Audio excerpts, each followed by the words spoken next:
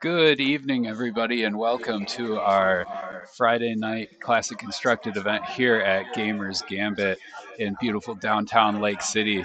We've got a great event tonight. Looks like about 15 people, so several rounds. Round one here, we've got Cooper on Teklo and Drew on Fi. Yeah, yeah, weird start. Not necessarily what you see in the meta, but again, casual Friday night CC. So you're allowed to bring some non-meta stuff if you like. Important to remember this is a casual event. The stakes have never been lower here. Um, so we're not playing for cash, we're playing for fun. Looking at our starting lineups here, we've got our Teklo on full set of Cogworks and a Teklo leveler here. We've got a roll here to see who goes first. Looks like Cooper rolled a 6. Looks like Drew's still setting up, Drew rolls a and Drew 10, gets to so Drew has choose. the choice here. So what is your opinion on whether Fi goes first or Well, not? typically Fi likes to go second in a lot of his matchups here. But an interesting thing to think about is right now, if you can start to tax some of Teklo's armor early and leak damage when you can before he starts to lay out the big blocking pieces of Mhm. armor, that might be something to consider. Um, So yeah, so you think first? I don't know. It'll be up to, I think it's honestly dealer's choice, as with a lot of things in That's Flesh and true. Blood lately. It does. If you do go first, you might allow Teklo to put some of the equipment in graveyard early, Yeah, that is which true. which might be something that you really Mhm. don't want to do. But yeah, you're saying my name's Kittens. And I'm Goose. We'll be here with you for all the rounds of commentary tonight, getting some practice in before the upcoming ProQuest. That's true. That's true. If you are in This the is northern Michigan area, be sure to look up Gamers Gambit and see if there's still slots available for the ProQuest coming up. It's looking to be quite the event. So for our Fi's loadout here, we see a Find All Spring Tunic, Tiger Stripe Shuko, Mask of Momentum, and Snapdragon Scalers here. Looking to use that Mask of Momentum to present some on-hit, to make Tekla think a little bit more about blocking here. And the game's likely to go long, so a Tunic here looks like it'll get several points of value for this Fi. Yeah, 100%. I know lots of Katsus are going away from Mask of Momentum, but it still has a lot of value. This probably wasn't E Strike for Yeah, we 7, see is an my E-Strike guess. for 7 here, Yep, 3 cards blocking it up. Uh, makes a lot of and an sense. arsenal from the Teklo. All right, now we see Fi here. Chose to go Remember the tunic second here, counter. so he's going to represent the first consequential bit of damage here. And what I mean by that is the first turn in Flesh and Blood is a little free. You can block both players' draw. From here on out, uh, you won't be drawing up if you're on the defense here. So we see a Rise from the Ashes here, giving the next or the next attack +3, pulling a Hmm. Phoenix Flame from the yard. See a Phoenix Flame coming in for 3. Do you think Teklo? I can see Teklo very much. Oh, took that Took 3. that 3. I was thinking I could see Teklo blocking a lot here. We see an Umberblade coming in, Teklo covering that up with a blue piece of armor there. And we see a Brothers in Arms coming through. Both Interesting. players are playing quite quickly. We are on timed rounds tonight, so there's a little bit of a concern for speed here. We want to make sure that we don't go to time. We don't want any draws if we can help it. 2 pitches here. We see a Junkyard Dog scrapping that piece of armor. Which is 100% what you want to see when you're Teklo. Got 1 floating resource here. Not sure how much it'll matter. Fi is thinking here as the Fi, you kind of think through the amount of damage being presented to you, and then you do some math about how much you think you can push back. Fi really wants to go over the top in this matchup. He doesn't want to give Teklo enough time to set up his armor. Yeah, it looks like we have Evo Steel Soul Memory and Vanish for the Teklo. Okay, we see an Inflame being played here by the Fi, just some vanilla damage coming through, followed up by a Blaze Headlong. Speaking of Blaze, our players are playing blazingly fast. So we're doing our best we can to keep up. We see a Fate Foreseen blocking that damage from the Blaze Headlong. See a Phoenix form pitched here. So we could see some quite explosive turns out of this Fi going for a three, presumably a three Phoenix Flame deck. Yeah, it looks like that Phoenix Flame did come in for 2 off of the Shuko. Come in for the sword last, and then that's interesting. Was that a 2 blue hand from the Fi? Could be. We see an E-Strike for 7 coming in here. A nice clean block out from the Teklo, E-Strike, and preserving a card to presumably put in Arsenal at the end of turn. Yep, 100%. E-Strike's great in this Teklo deck. 0 for 7 bottoming a card. You're not too sad to see this, although you'd rather see a Junkyard Dog a lot of the time. Fi thinks a little bit here. Goes ahead and takes 7. Makes sense. I can see that happening. We've got a fully charged Tunic now as Fi starts to take their turn. Yeah, for sure. See a Tunic counter going with an additional pitch to do the Fi move of pulling one out for 3 out of the Phoenix Flame out of the graveyard. Immediately follows that up, searching up another Phoenix Flame from deck. And this is the Awakening. What's the first? Flame Call Awakening. Flame Call Awakening. So Yeah. we've got a Flame Call Awakening coming in for 3. Block with the. Covered up with a liquid coated Mayhem, I believe. With a weird spiky boy. With one weird spiky boy. Importantly, here he has blocked the second chain link. He's working hard to make sure that Fi doesn't get any value out of that Mask of Momentum. We see another Phoenix Blaze Headlong. Blaze Headlong. Covered up. With a Fate. Opts to leave that on top. See Teklo come back with a 3-card hand here. Fi still has an Arsenal. He's been playing his 5-card hands. And we see the Evo Steel Soul Memory. Makes sense. I'm not surprised that that's coming out. With an Arsenal. So now there's a massive amount of block being set up. So we see Fi plays an Art of War here, pitches a blue Brand with Cinderclaw, banishing a Spreading Flames. This is set to be a pretty big turn here. We've seen another Spreading Flames. That was a +1/+1, banish 1 and draw 2. Yes. Exactly what you want to see. So I assume the Spreading Flames must have came in for 3 +1 with Art of War for 4, yep. Covered up by the Sink Below. Yeah, we see the Sink Below here. Does he choose to sink? I think that was a no. I don't think I saw Cooper sink. Here comes the Phoenix Flame. That all you got? And another Phoenix Flame. We'll see a Tome of Imperial Flame. This is quite the spicy brew for this Fi here. So he's able to draw 2 cards off of that, keep this going. We'll see a Blaze Headlong coming in here. What is this chain link? That's pretty high. Yeah. There's a lot of blocks on this though. Not a ton has hit so far. So Salt the Wound well. We'll see that draw the Evo head here. Pulling a piece of armor away from the Teklo. Taking 2 off of that. He's got to choose here. Does he and we see a Phoenix form. Now that's got... It's going to end up being +3 on that. So full block. 3 and full block.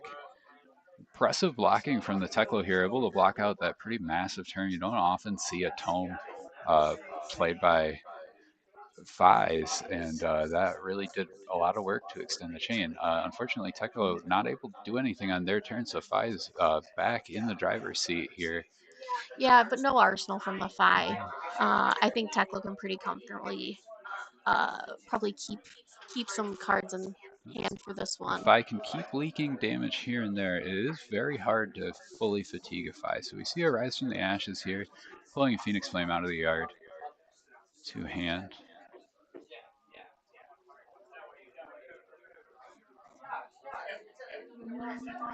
Spreading Flames? No, that is not a Spreading Flames. It is coming in here. It's a Spoilers, mounting I am anger. a mounting Yes. anger. I'm not a 5 We see player. this mounting anger get completely covered up here, followed up by a brand with Cinderclaw.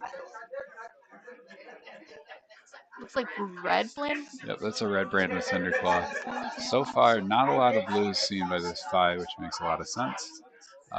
Coming in now with a Phoenix Flame. This one coming in from Yep, 1. that is correct.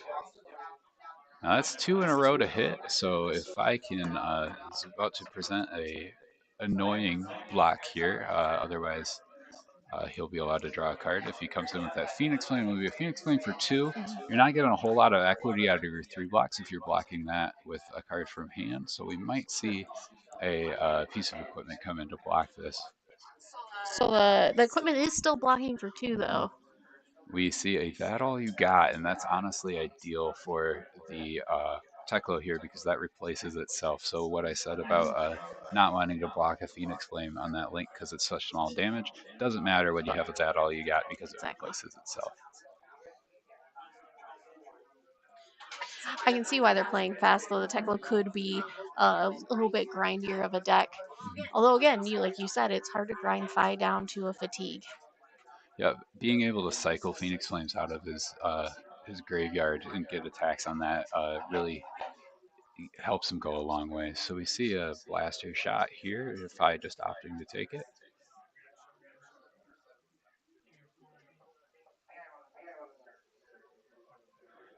And we'll see the turn pass back to Phi. Phi's got another fully loaded Tunic here, 4 cards in hand.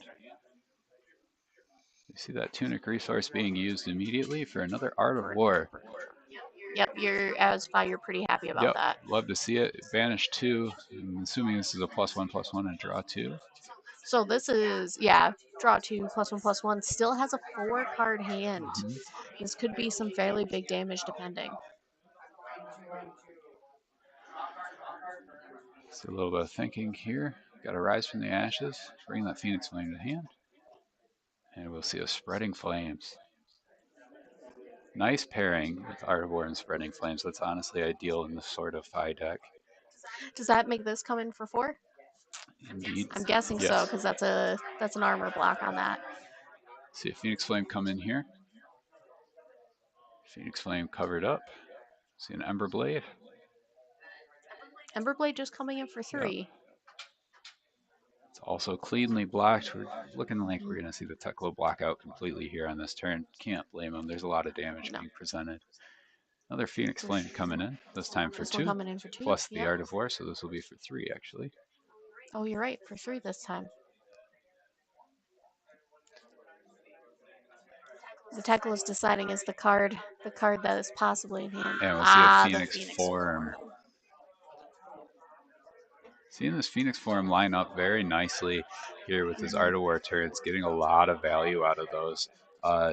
Not super common from what I've seen in the past of Phis. This could be a new take on the deck. I do like it. Kind of brings more of a combo aspect, something similar to old school Katsu, where you're playing out your combo lines, or new school Katsu, just far less, less explosive or reliable. So we see a Ronin Renegade followed up by a Searing Emberblade, both blocked out here. So it looks like we see boots and a set of arms from the Teklo blocking. Yeah. You want to, so correct me if I'm wrong, Teklo wants to get these into the graveyard so they can banish them. And Yep, so they can scrap them as banish and then pay. See a Phoenix Flame come in here, Teklo just takes it. And see a Lava Burst come in. That is the 4th chain link, so it will be coming in for 6. For 6. Immediately going to defense reaction steps here, putting that Fate Foreseen down, opts to keep the card on top. Another turn where it's just draw and pass back to Phi here. Phi takes up their Tunic.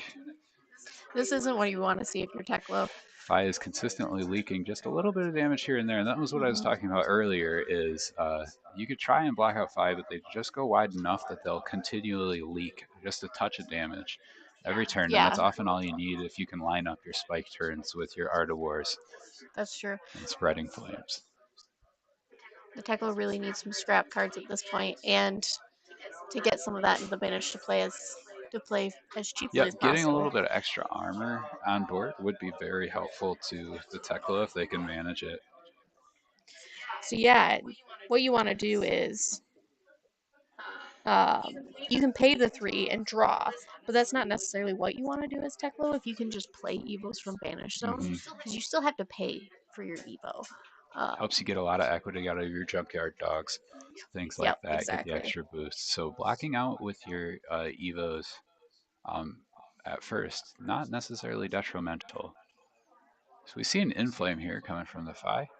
This will be coming in for just a little bit of damage here. But like I said, any little bit of damage that isn't valuably blocked by the Teklo here is very valuable to the Phi because it leaks damage. Exactly. So even Exactly, if yeah. it's small, ones and twos, that's really annoying to try and block out. And this headpiece does have temper, So so it's it has one more block, but it's destroyed after that. and importantly destroys the things underneath of it as well. So once it's gone, unless he's playing It's true. something to bring re-equip, Yep, he'll like be fabricate. Yeah. he'll be out of luck in terms of the head department here. So thinking long and hard. Which they have the time to think long and hard Yeah, playing so fast earlier. yeah. You got a lot of time. They can sit back, relax here afterwards. We see just a breaking point played here from the Phi. No go again on that. So we might see a Snapdragon Scalers here. Nope, just opts to leave the card in hand. Uh, Figures they put enough pressure on the Teklo, maybe smooth out their hand, get rid of the clunkier cards. Makes sense. What is. Trying to think of what this card is. Teklo playing Is a it War Machine, I the think. Terminator tank? War Machine? Yeah, I think that's a War War Machine. Machine. Yeah, definitely a War Machine. When this hits a hero, destroy all cards if you have one Evo equipped. All right. So So it is a 6 for 6. and Phi opting to take that, destroying the Salt the Wound that was in their arsenal. So we Oof. see us spreading our Rise from the Ashes, rather, pulling a Phoenix Flame out of the art back into hand, basically cantripping itself and giving the next attack +3 here. I believe that's the last red spreading flames um, Mhm. in the deck. We've seen all three. I do see a Flame Call Awakening. Yep. Yep, that makes Importantly, sense. played a red card beforehand, so he will be able to tutor up a Phoenix Flame if there's one in his deck. Now, this is some old school Phi. What made me fall in love with the hero is getting your value out of your Phoenix Flame, playing your Flame Call Awakenings, being able to pitch those Phoenix Flames or bottom them to things like E-Strikes and things like that. Really resource managing. Oftentimes, Phi will play an extra Phoenix Flame even though it doesn't block inside of the deck just for things like that.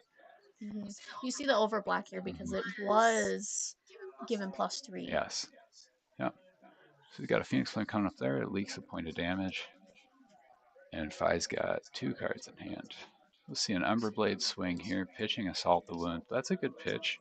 Yeah, I agree with that pitch for Yep. sure. Bringing out another Phoenix Flame and then black. And then we see a Lava Burst. This will be for 5. 6? 5? Yep. 5. I'm used to seeing the lava burst at the end of an Art of War. And that took all the cards from Teklo, so we'll see Phi back in the driver's seat. Yeah, 18 Teklo to is 3 not here. happy with what he has, I think. Hasn't gotten to play much of his armor out, which is really Teklo's huge game plan. So we see a Brandless Cinderclaw coming in here. Teklo is at a point where he has to start blocking out everything Phi throws at him. Yep. So we're going to see a lot of hand taxing going on here. Follow that up with a Lava Vein Loyalty. And then a Searing Ember Blade. Pitching another Rise from the Ashes. This one a blue Rise from the Ashes, so we have one resource floating. Use that to the Phi ability here. Or we'll activate Phi's ability here, get a Phoenix Flame, come in, leak a damage, and we'll see a breaking point coming in using that floating resource. That'll pull the helmet. Mm-hmm. And the last card from Teklo's hand, we see Teklo holding on here, Cooper on Teklo, holding on at 1 life to This will Drew's be 18. hard because really Phi does have a 5-card hand a lot of the times with his. Almost always, yes. If he can play 3 Draconic attacks in a row, he essentially has a free 5th card. Yep. If he's in such a point right now where he's at a comfortable spot, he might even be able to take a turn off a little bit, save a card in Arsenal, and come in with a 6-card hand in a subsequent turn if he does run into anything clunky here. So you see a Mounting Anger blocked out. That importantly comes in for 4 here, so it's going to pull 2 cards. Yeah. Teklo, usually with the armor, you don't have to worry Followed about up by a Rising Resentment for 3, taking another card. Looks like the Fi's got 1 card in hand. I'm definitely thinking about what you said of, is this an Arsenal Ruby card? You know? I think he is also thinking that. We see a The Flame Call Awakening. Now, importantly, Oh, that was the that's 3rd it. Draconic Chain Link, so he's able to Yep. pull a Phoenix Flame out of the yard. So that'll do it for Drew and Cooper. Drew taking the win on his very interesting, very cool Fi deck, playing his tomes, playing Phoenix form and multiple. It looks like 2 Phoenix Flames. He wasn't doing a lot of tutoring on those Flame Call Awakenings. I did enjoy the tome. The tome was at a great spot. Did he put that in Arsenal? I didn't, or was that just in? I didn't quite catch that. But it was a very interesting deck. It's been a minute since I've seen a Fi deck. Fi has fallen down the meta a little bit as of late, except for at Worlds. Very interesting. So maybe we're seeing the ascension of Fi. Fi's on his way back up. Katu's definitely the favorite, I think, in terms of definitely like more meta play and like callings and battle hardens and such. But yeah, I do think Fi is a viable hero. Fi has always been a viable hero. Especially, any hero that can get a lot of value. I guess I need to get into frame here. Any hero that can get a lot of value off of a card like Art of War, which is just a fundamentally very insanely strong card, and any hero that can play that super effectively, especially banishing to draw 2 cards, so it cantrips plus a little bit, is very nice. He's got ways to smooth hands, and then against dedicated fatigue decks like a Teklo, like something like that, Fi is super hard to fatigue. Yeah, I would assume Fi probably does well into Victor as well now too. Yeah, and maybe we'll see that tonight. I believe there are Victors out and about on the floor. I don't know. I know Greg, who's the owner of Gamers Gambit. I know Greg does have a Victor deck. Whether he's going to play it tonight or not, we don't know, but we'll figure it out for sure. Greg, always a bit of a wild card. Known Azalea Gamer is Greg. Known Azalea Gamer. But has a lot of different decks, and he's good at playing all of them. So maybe if we get Greg on stream, we'll figure out the mystery. I think we shouldn't ask him what he's playing. Let's see what happens, and we'll be surprised together. For sure. Yeah. Hold on. Let me check and see how many people are still playing. All right. That was a pretty fast game. It looks like we have quite a few games going in the main area. Don't know if you guys can hear them. But both players playing amazingly fast in that game, but like we were talking about earlier, you kind of have to, especially in sort of a fatigue matchup. And both of those players are very experienced, very good at the game. And they're good friends, so I'm sure they have a shorthand between each other. If you want to wait just 1 second, maybe I can see if we can grab Drew and he can talk about his game. Yeah, I can talk. Entertain YouTube. Don't know if anyone's out there. I should pull up the YouTube chat. I'm gonna do that.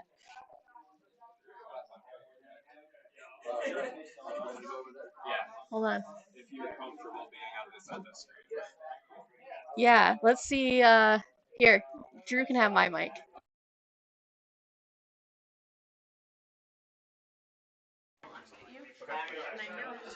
All right, so we're back with the winner of our first round here on stream. We've got Drew on a very interesting, very spicy looking Fi deck. I saw a tome in there. I saw Phoenix Forms. How do you feel about Fi in the meta right now? Is he making a comeback? No. Especially with my build, it's just a beam build. Yeah. I just want to draw cards and play the Phoenix Forms and have a laugh. Yeah, I mean, it worked out for you really well there. That that tome coming in, extending your chain by a couple of spots there. I mean, Yep. on Fi, with everything costing so cheap, it's always drawing gas. We were talking about that a lot with Art-of-Wars and things like that, and how Yep. abusable it is with Fi, because pretty much anything you Yep. draw is something you can play. And I'm sure you saw I got a lot of weird hands where I couldn't really Mhm. pitch and do things, but we still came in for, I think, 10 plus damage Yeah. on the bad turns. Yeah, we talked a lot about that against heroes that want to fatigue you and block you out. It's really important on those, even on those bad turns, you're leaking 1 or 2 points of damage, and Yep. that adds up over It's the still span of the game. threatening all the mask hits Mhm. and whatnot too. So Yeah, so let's talk about Mask there. That is contentious in the Fi community, whether it's Lynx versus Momentum. Are you packing Yep. both, or are you playing just one? I do have both. Yep. I love mask just because it says block or I draw and maybe do more damage, maybe draw up 3 cards. Yeah, and that's what makes math, or the math behind Mask, so hard, is because you never know what the player is going to draw. So you kind of have Yep. to evaluate that as every time when you're thinking about blocking out Mask, you have to just assume the card they're going to draw is the best card in their deck, because otherwise you'll get burned. Yep. You either let me draw and I possibly win, or you take the risk, or just block. Yeah. You can always block, and I'm fine with that. Yeah, and I mean, Tekla is happy to block, but 4 cards to block with, and Fi going 5, 6, 7 chain links wide. Yep. But math works And out in your favor. I'm usually on the other end. I usually play the fatigue ones. Yeah. So that matchup just sucks, and I get it. Mhm. It's not fun. Well, right on. Thanks for talking about your deck. You got anything you want to say? Don't play Fi, and Fatigue Dash is the best. Fatigue Dash is the best. Well, you heard it here first, folks. Thanks for coming on stream. Thanks. Of course. Good luck with the rest of your tournament. Thanks for having me. Yep. So that was Drew. That was the winner of our round 1 here on Fi, on a very fun build of Fi, playing Tomes, playing Inflames, trying to get the most out of his Phoenix forms. We'll have Sarah, our Kittens, back here in just a few minutes here. That would look like one of our faster rounds as players are playing here. We got a 15-player tournament here tonight, so we'll be together for several rounds here, and maybe even a cut. We'll see how it goes. We did start a little bit late, 7 o'clock, so we might be here for a while together, chat. I will be right back.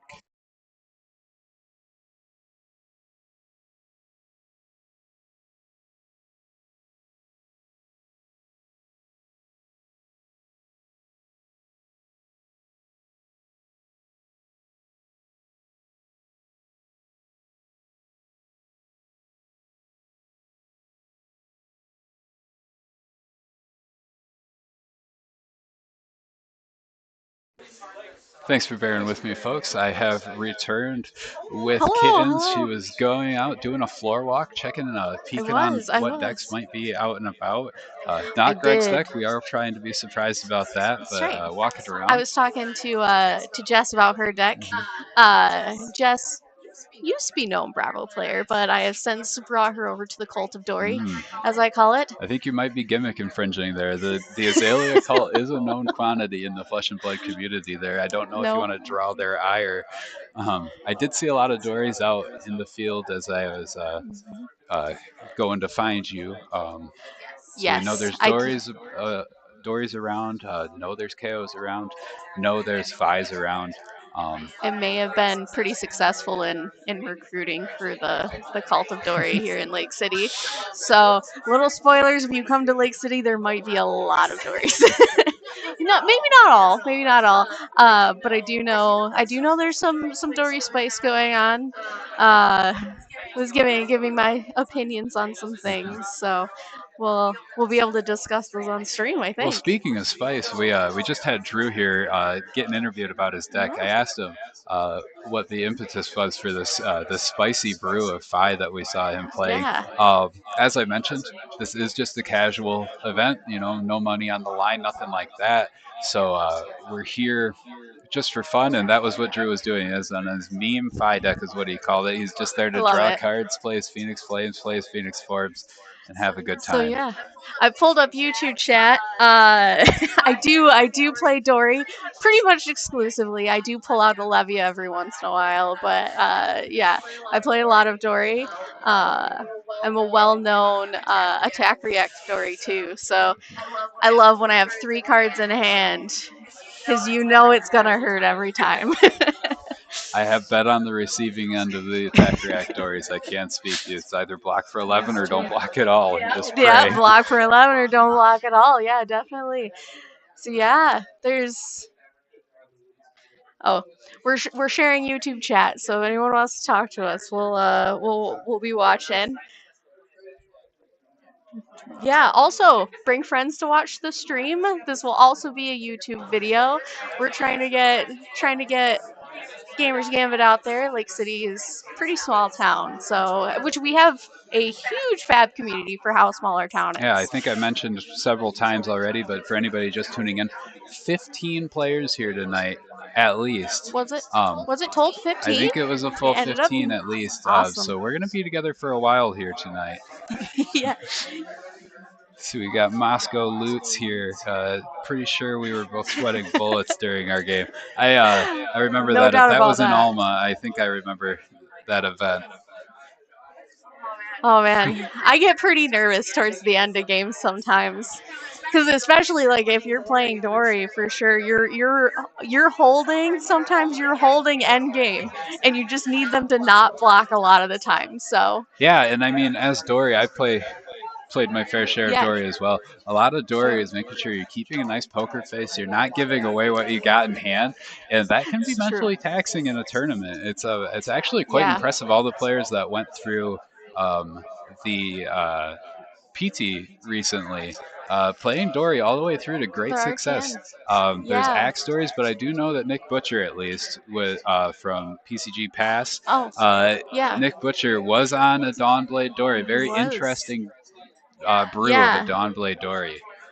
So that deck's not dead and buried. Be aware of it, people. It's I know. it's here to stay. It's here to hang. I'm sure we'll see a few axe story. At least one axe story tonight, I'm sure. But maybe we'll see some Dawnblade Dories for sure. I think my next deck's gonna be pure Dawnblade. Spoilers. play that full attack react list. Love that. Yeah. Love yeah. that. I see we got Dakota in the chat. 15. Dang, yeah, buddy. There's a lot of people here. We miss you a Yeah. little bit. Mhm. 16 is a nice round number. Yeah, there's one bye tonight, which is, of course, happens when you have an uneven number. But I still think that's, how many rounds is that? Is that 4? I think that's 4 rounds and 4 potentially rounds? a cut if we. I didn't promise a cut though because we I did don't start think at so. 7. Yeah, I don't think we'll have a cut. Usually our cuts are, if anyone's interested, we do have Sunday Blitz armories here at Gamers Gambit as well. Those usually go to a cut to top 4, but because these start so late, we tend not to. So yeah. Looks like a lot of people are wrapping up from their round here, does. so we won't be in the booth too much longer. You guys will be able to watch Fab instead of us. That's true. But just waiting on a few rounds to finish up. We are on timed rounds here, so we won't be waiting too. Yeah, hold on. Let me see if I can see. We still have 21 minutes left in the round, right. everybody. Well, so we could be talking here for Hey, a while. we can vamp and chat. Feel free to weigh in on this as well. Have you been paying attention to spoilers from Part of the Mistvale? Some. Obviously, there's Discord spoilers, and I might be on Reddit a little too much. So yeah, so a few. Transcend seems interesting. The comeback to hand, I think, is interesting. Yeah, I in my mind from a design perspective, I think that it's going to play out a lot like Dragons and Dromai does. We'll probably see some reminder text or reminder cards or something like that. Artwork in this set, absolutely gorgeous. Yeah. I don't know if anyone see the art of the new Illusionist in Japanese art. I love it. It's so pretty. It's like ethereal pretty. Yeah, it's very pretty. love the artwork that we've been seeing on Zen too. The Crouching Tiger, the Marvel Crouching Tiger, when that came out, Yes.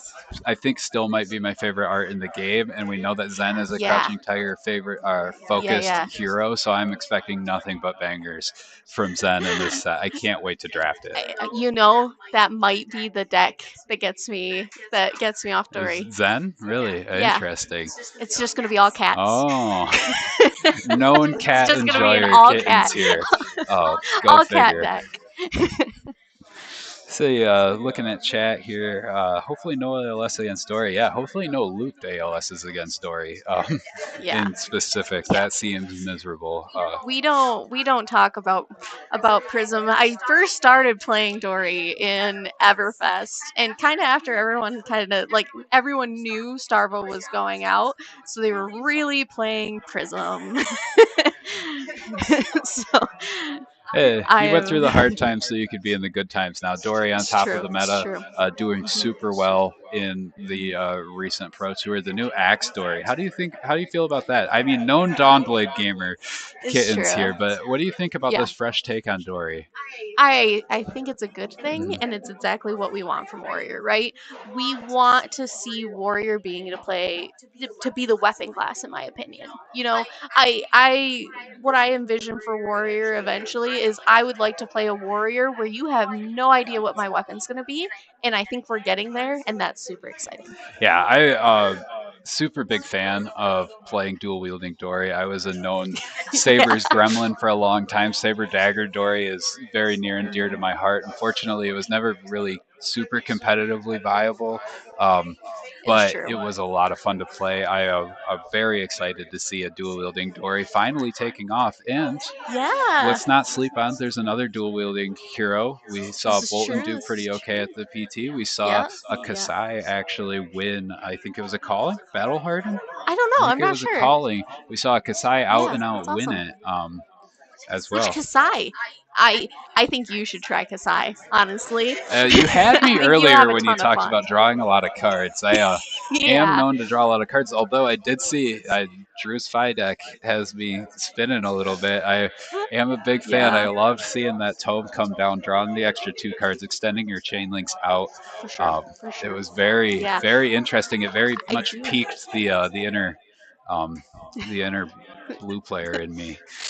That's true. So I think I hope we see a Kasai tonight. I know Ryan is on Kasai. Ooh, so Ryan's if on we- Kasai. Yeah, so if we can get him, we'll see. We don't know who's in the stream view yet. It'll be Top Cuts will be in the stream room mostly. Oh, we have head judge Uh-oh. Dylan here coming in to say hi to stream. You want to jump on? We have time in the round. Sit down.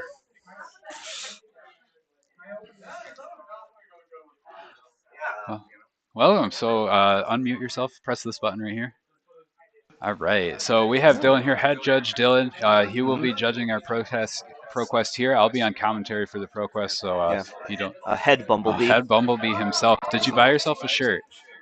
I didn't. I don't think you can buy the shirts. I think you have to get them by going to like a tier 2 event. Ooh, looks like you got some work to do. But it is on May 4th, May 4th. by the way. And also on May 4th is a Star Wars holiday, and I may have a set of Jedi robes and a custom lightsaber. You know, I may have a set of Jedi robes as well. I wonder where we got them or what we used them for. Yeah, definitely didn't get married in them.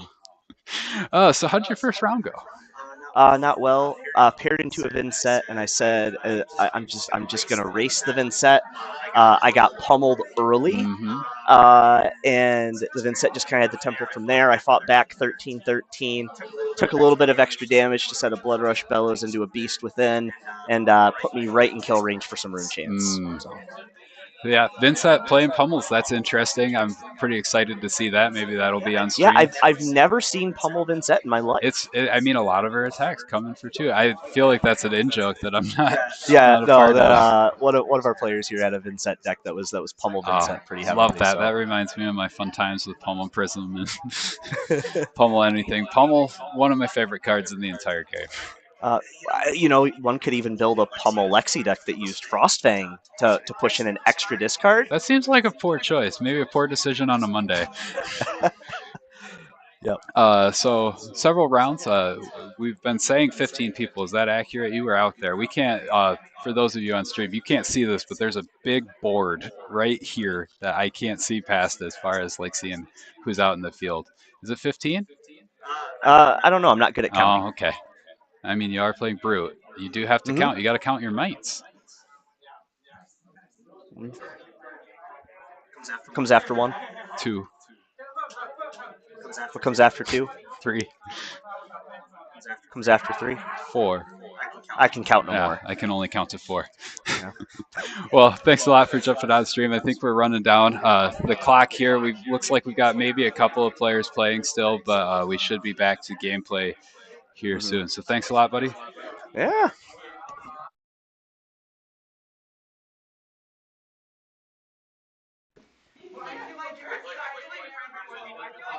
So we'll have Kittens coming back here in just a second. Just a reminder, we're here at Gamers Gambit for just a casual classic constructed night. Lots of players, gonna have lots of rounds. You're here with Kittens and Goose on commentary. Everybody's just getting ready for our upcoming ProQuest on May 4th. Yes. That will be streamed as well. For those of you that can't make it, you'll have us two on commentary for that. It'll be a great time. Yeah, we'll see if we can have. I don't know what sort of Greg's plans are. If we can have multiple streams, so we can switch back and forth as possible too. We'll see. We'll see. No plans as of yet, but we're excited.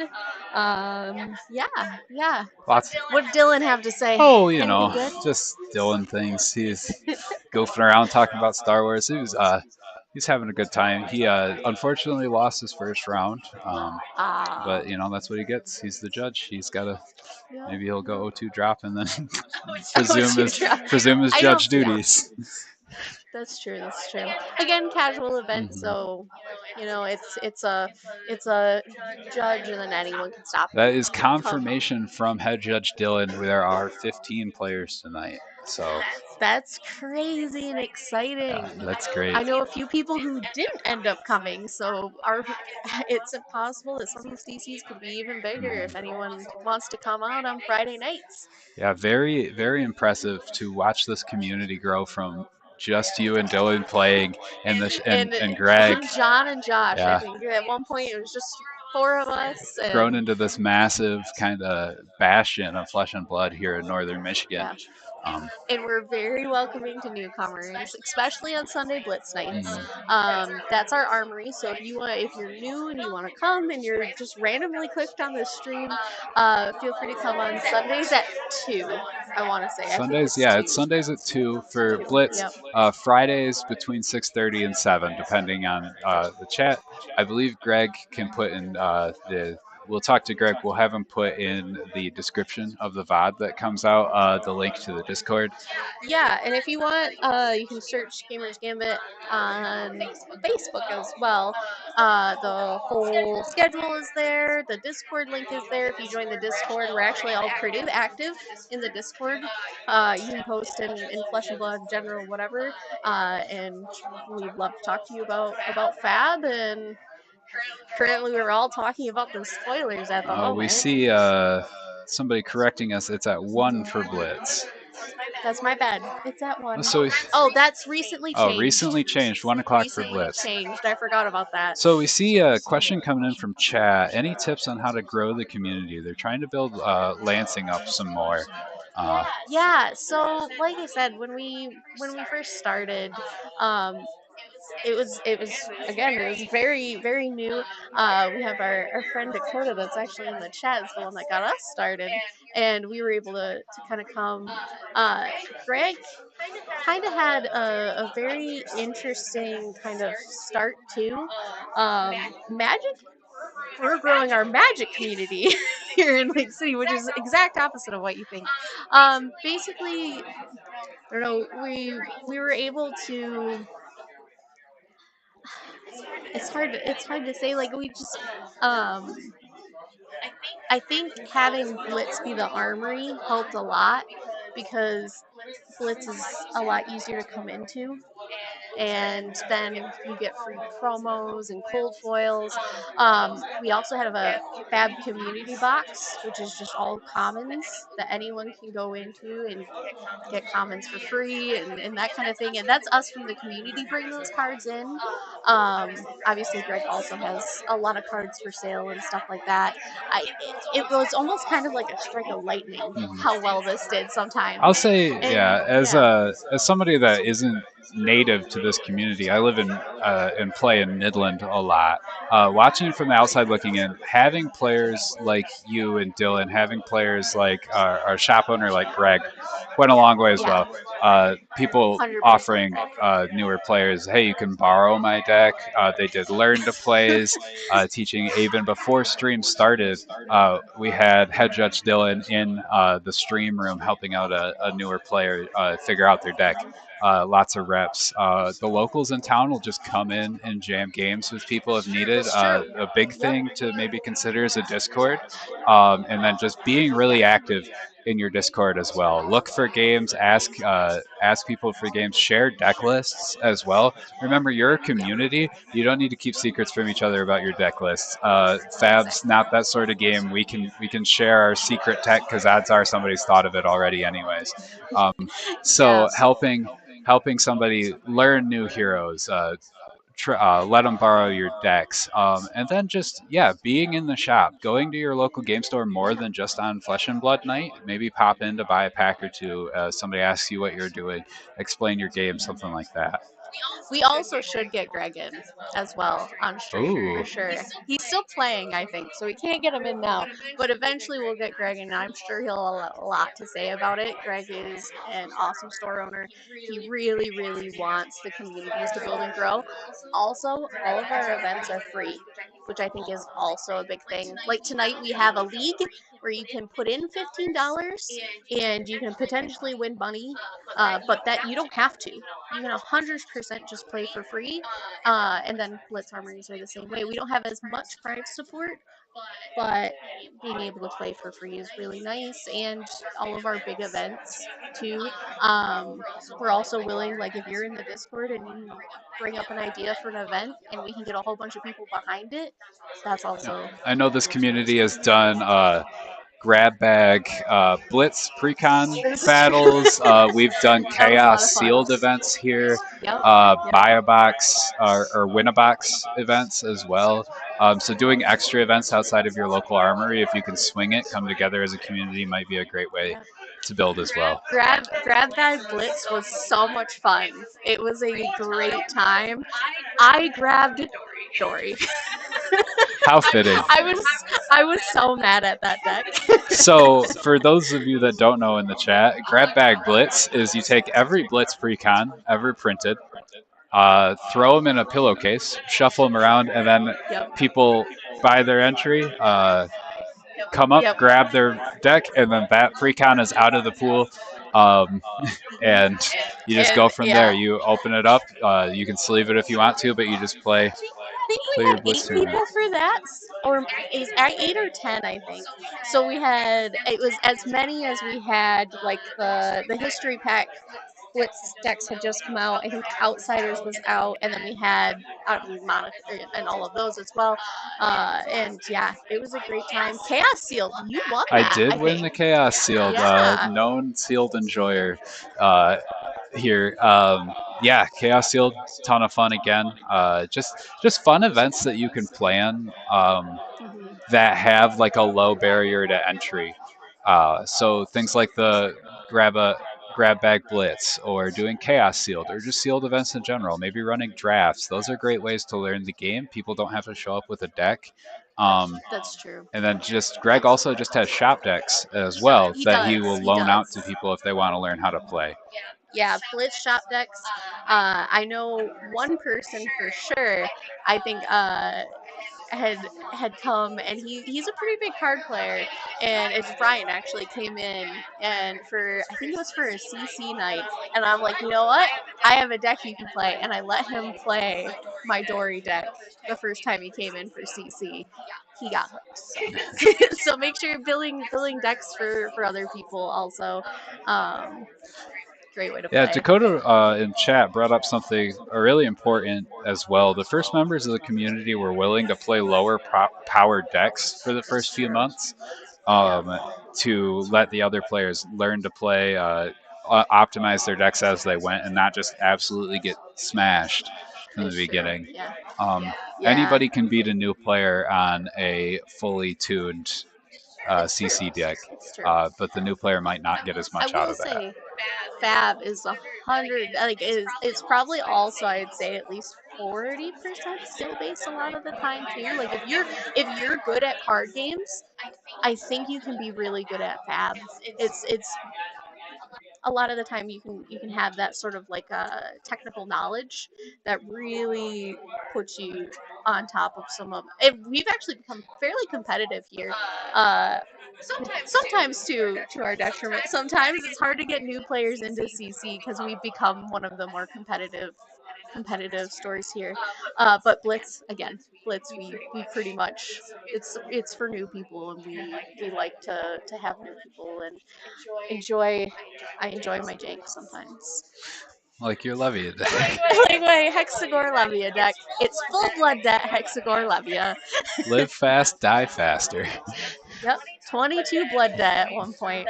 That's my record so far. Looking like we're wrapping up here. Maybe one last table going. Okay, we're back in focus. Okay. I think if I look away, we go out of focus. So. Still working out the kinks here. This is the first time It's at true. Gamer's Gambit we've had any sort of commentary going. We've been streaming for a couple of weeks now, but we are proud to have some commentary. It sounds like their last match is an Arachne deck versus a Kasai deck. I wonder if it's Ryan's Kasai. You're gonna love Players taking game actions. Deck. Love that. You're going to enjoy it so much, and you're gonna be a Kasai player after this. Oh, we'll see. It's going to be really hard to tear me away from my love of wanting to play limited and limited only. That's true. That's true. And my ninjas, especially with a new ninja on the horizon. I don't know. Oh no, are we gonna have to fight over Zen? No, just all of us will play Zen. Just the whole shop. We'll have a whole shop full of Zens.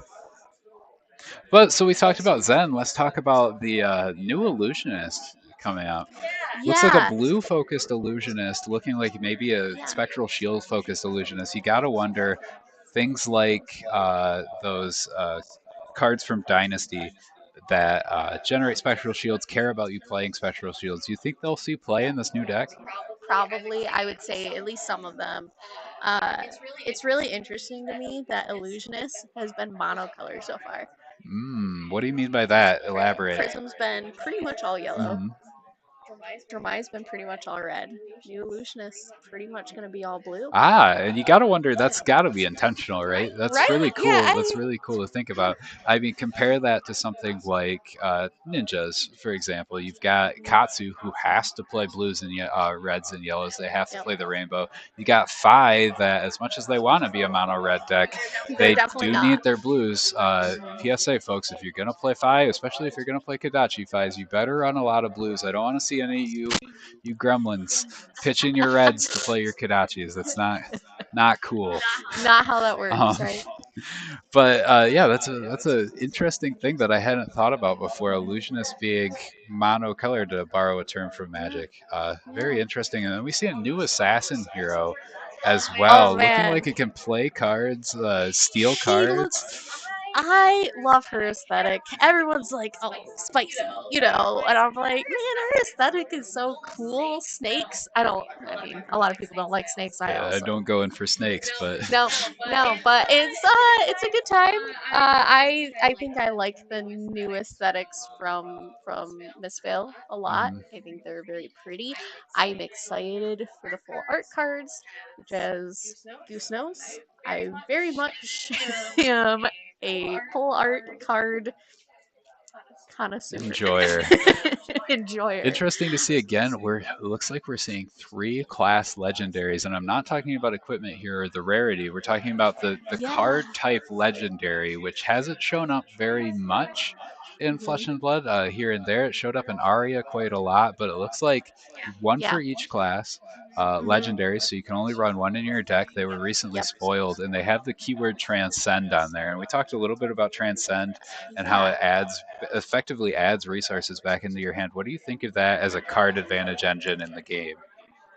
It is a card advantage though, because you play it and it goes So back. it cantrips itself. It It replaces cantrips itself, itself.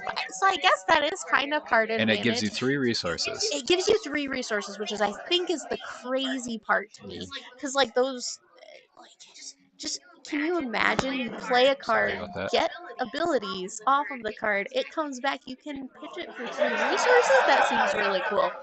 I don't know if anyone can hear the laughing, but we have a lot of fun here Yeah. in Gamers Gambit.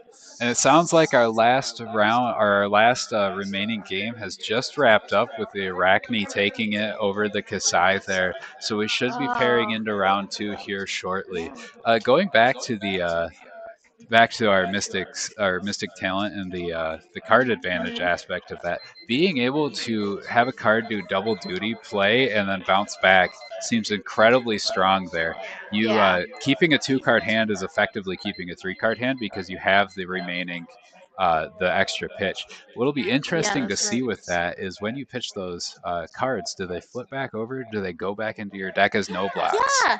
How does that work? I'm sure we'll figure it out. I would think that if you pitch I think if it. you pitch it, it'll go back in as a no block, which will lead to some very interesting gameplay with these Mystics as well, where they won't be able to block very good in the late 'Cause game. it is legendary, so I think you probably couldn't play it more than once. So yeah, I bet it goes back in as a no Yeah. block. That's I really mean, you could interesting. play it more than once if you wanted to. There's no rule against that. However, But if it if it goes in as a resource and Yeah. that's just in your deck, you're going to have a lot of bombs. And we kind of talked Yeah. about that in round 1 when we were talking about the amount of Phoenix Flames you want to run in a Phi deck because they don't block and they can be not effective. We even saw a Phoenix Form Phi deck playing only 2 Phoenix Flames, and I think no block has a lot to do with that. Yeah, I agree. And you also never want to see 2 Phoenix Flames in hand. Yeah. Really.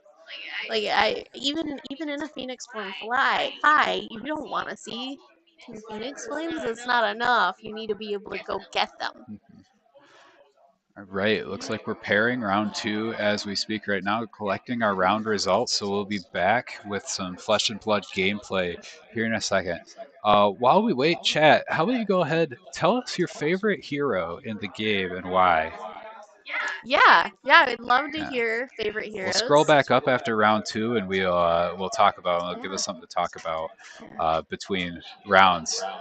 I'm going to go on mute real quick. I'm going to go make sure that everybody on stream is good to go and all set, and then we'll go from there. Sound good? Yeah, sounds good. I can talk. I can talk to myself or people if you want to talk back to me. We're all good. But yeah. I guess a little bit more about Greg and our store. Greg started a couple years ago now. It's not like we haven't been around for forever. Lake City is a tiny town of about 900 people, maybe a few more than that. If you come up and play, we would absolutely love to have you. And yeah. Dakota saying Oldhim. No, that's not true. I know who your favorite hero is, so nope, not allowed. Oldhim was terrible. I do think that we do need. I don't think Victor was the guardian that everyone wanted, or Betsy really. So I do think that we need probably another guardian, to fill that kind of Oldhim niche, or Starvo niche. Oh, there we go. We're back in focus here. Yeah. So yeah, I do see that happening. I'm not sure. I'd be very curious. I guess Mystic is kind of a talent, but I'd be very curious what sort of talents we'll see in the future, just because Tails was so strong. But yeah. No, not everyone's from Lake City. Quite a few people are from surrounding towns. We have a few people coming in from Traverse City. But yeah, quite a few of us are from Lake City though. Goose here is from Midland, so he came down to came up over kind of technically to come commentate with me today. Yeah. I mean, still, like I said, we have Cadillac is also a surrounding town that we have people come from. Anyone from northern Michigan knows that you have to drive to go anywhere, so we're used to having to go play. We try and have, and I think we need to do it a bit more is travel. We have a kind of sister game store in Houghton Lake that are trying to get Fab started. So yeah. All right, folks, we are in for a treat. We've got a mirror match being set up between Jessica and John. Oh, is this Dory's? This is a Dory mirror match. This is what I was here for. So we'll see Dory v. Dory in this matchup. We've got. Yeah, I do know they're playing different types of Dory So decks. we've got Jessica on the red pink side there with a lovely quiver deck case and the cool Dory mat versus John on with the mat with the labeled combat chain there on the blue side, the Crucible War mat. We see a little bit of pre-boarding beforehand, see who's on what. Looks like John's packing some interesting equipment. I see a tunic, I see a Dawn Blade, I see on Jess's side here, a little bit of pre-boarding action going on there. We see a young Dory, we see an adult Dory, or a young Dory as the hero token there. A lot of respect, love that. Known to play a young Fi hero token myself. Yeah. So I do know. See a roll for high, Jessica roll 7. I like to think they were both of my two recruits. Jess was a known Bravo player for quite a while. I convinced her. We switched decks at one point, and she played my Dory deck and fell in love with it. Right. So. So yeah, like we said, chat, let us know your favorite hero and why. We'll go on to the gameplay. We'll join you guys back in the chat, reading chat after this game goes, because we'll be looking up cards here and there as they come up if they're needed. I think I got this one. In the bag. I think I got this one in the bag. So we got our players here shuffling out, getting ready to go. Pre-boarding's over. Now, is John on double sleeves, or is he just playing every card in his deck? He's on double sleeves. I see, okay. It's just Although playing the Kasai sleeves, I don't know how I feel about that. I guess they're still warrior. You gotta love Kasai still. Seeing the shuffle up here, Jessica choosing her equipment. I did tell her, we were talking, and I was telling her over there, that really, I think Hatchets does need to run a Decimator Axe. Because you will lose so hard into Riptide. See John Pyle shuffling here. We did mention that they don't have to play lightning fast. They'll be okay on their round, so we hopefully will have a little bit clearer combat chains here. We'll see. Looks like I'm seeing plenty of dice, so we'll even have annotated attacks here. Looking like Jessica's on a dual-wielding build. I think I saw a little bit of a flash there. I don't want to give it away in case they might hear something, but it looks like Jessica's on a nice dual-wield build here. John hasn't given away quite what he'll be playing. He's busy shuffling his deck. So we will see. We'll see this new dual-wield brew coming in. We talked a bit about it. I'm excited to see the deck. 100%. I haven't built my hatchet version yet. I don't think I will. Like I said, I'm a known Dogblade enjoyer, but I am excited to see it. I did watch the Pro Tour. I watched Josh Lau and who won that match? What was his name? Oh. Anyway, I watched both of them. It was so sad they were paired together. So speak on that. Talk about the Dory mirror here. What are the players hoping to do? What's the strategy as Dories in the mirror? I know Flesh and Blood mirrors have a habit of being a little bit of a slog. It can be tough sometimes. Yeah. So I guess What is your goal here? Looks like John's going for a one weapon. We're not sure what the weapon is, but we're going to see a dual wielding Dory versus a single weapon Dory here. Yeah, I think previously in Dawnblade versus Dawnblade, because that's really all Dory played most of the time. Looking at John's equipment here, we've got a Crown of Providence of Fyendal Spring tunic. Looking like a tunic from Jessica as well as a crown. She's got Valiant Dynamos notably because she is dual wielding there. I do agree with the tunic here. Looking at John's on a Decimator Great Axe build of Dory. Yeah. And chose to go first here, or Jess won. Or Jess won. Yeah, I didn't quite catch John's rolls. Apologies for that, chat. John's going first here. Ticks up his tunic and plays an Ironsong Determination. Right? Yes, it is. That is an Ironsong Determination. Now, nice here. It's giving Dominate. Dominate on turn 1. Very nice because it doesn't let the Dory filter her hand. I do want to look at the third card in Jess's hand. I don't know if you can see I do see that. Yep. Yeah. But so for chat, that is a Nourishing Emptiness in Jessica's hand. What we're really looking at here is it's possible that John could swing again with Go Again if it hits. Mm-hmm. So I think Jess is going to very much make the smart decision. She's going to block one here. It does have Dominate, so she's not going to be able to block the entire thing. Well, I don't know if they can hear us, so I'll keep it quiet here for a second. We'll see what her plans are. All right. I don't think they can hear us. You can speak on it. What's Jessica's plan here? Break it down for us. Enough of the mystery.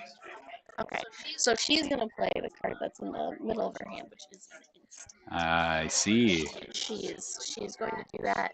It should be enough with the 3-block hand. What she's gonna play, take it on the chin. It's an instant. She can play it. Covers it up. Didn't see that one. I was busy looking at the other card in her hand. Yeah, I'm sure she'll keep that. Creates an agility token. Now, how important is agility in a Dory matchup? In the dual hatchet build-up, it's great. It seems super important. Free Go Again. Free Go Again in this hatchet build, super important. And we see a Josh with an Ironsong response, pushing up the damage by 3 there. It's a red response, looking like it might hit. It'll probably hit, but Jess is fairly sure. Ooh, and a. Oh, what is a Glint. Better hope he pulls a blue. Glint the Quicksilver here, drawing the extra card. Very interesting play on John's part here, giving the Axe Dominate, pulling a card from hand to maybe prevent a little bit of the hand smoothing here, and then reacting twice on that to make sure it hits, and then getting that value out of Glint the Quicksilver. Drawing a card here, but unfortunately might not have been the blue he needed to swing a second time. Could be. We didn't get to see it, but he does choose to arsenal it and pass it back to Jess. So this is, sorry. I enjoy Jess's hand here, and I know what I would do in this situation. Not forget your tunic. Don't forget your tunic, Jess.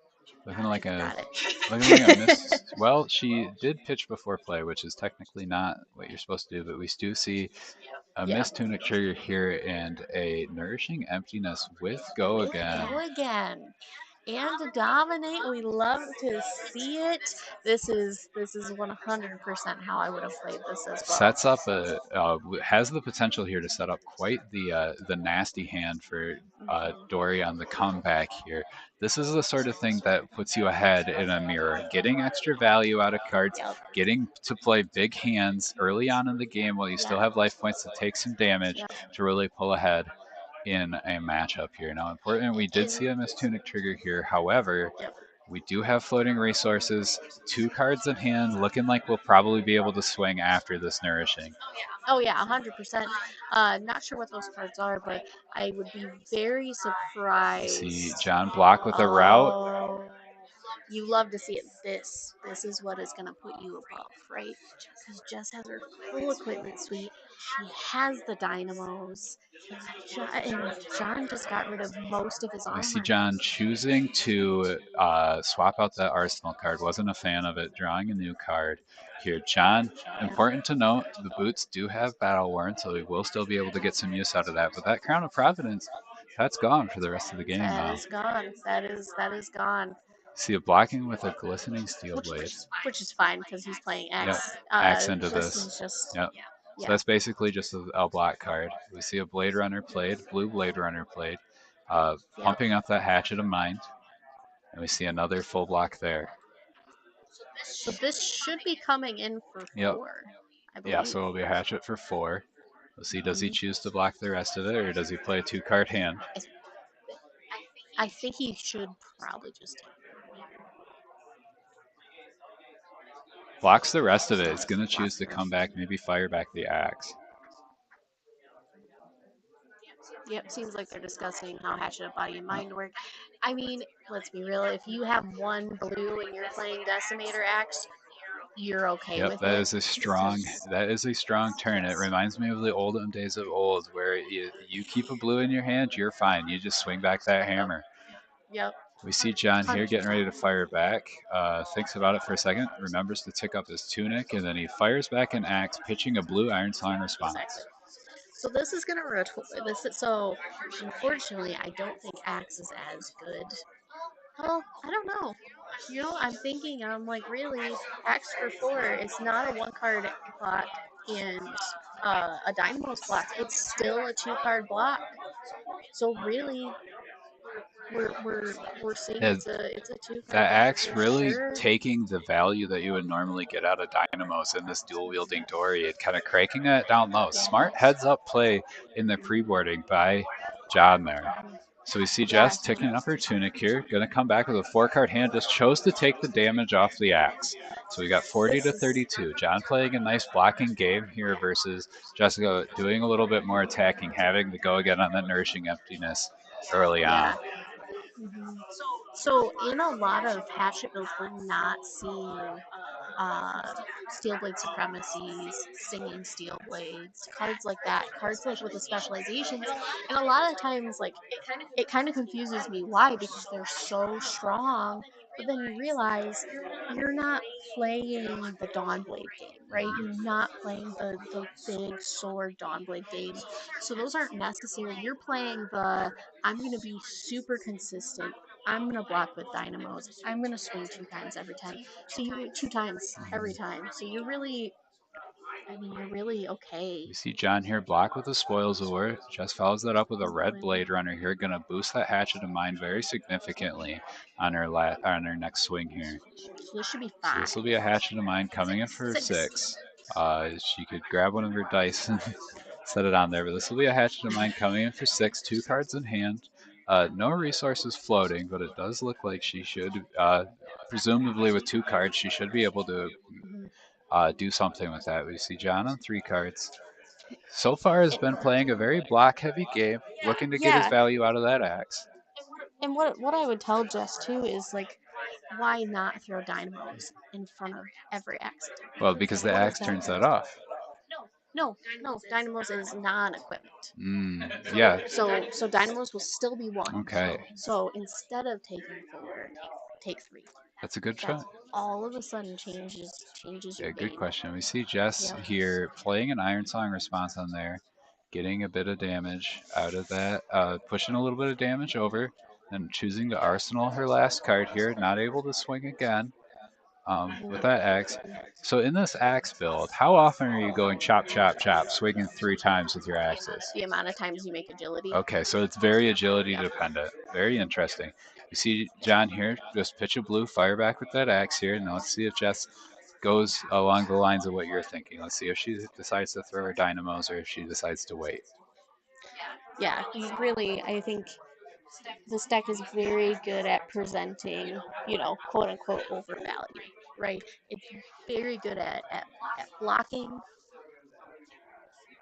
What is she blocking with? We'll see. So we see a crown block here, choosing to bottom a card from her hand, smooth it out.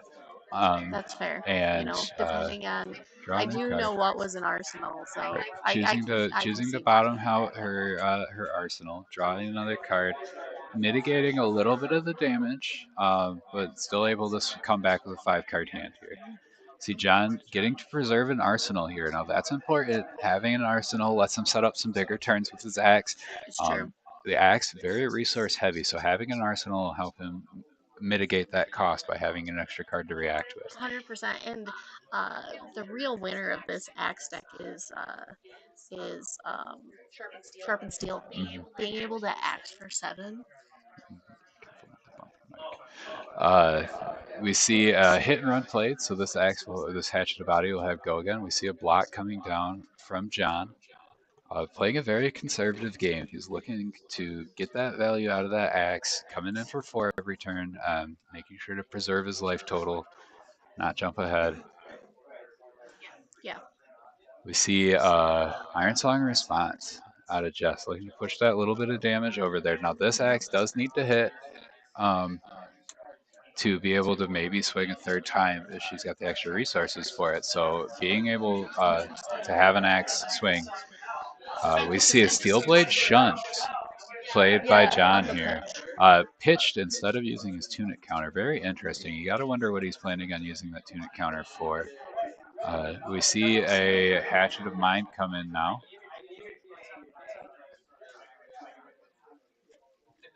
Two cards in hand and a floating resource. Having that free go again off of the hit and run, not costing your resource, letting you have an opportunity to react. How important is that in a dual wielding Dory deck?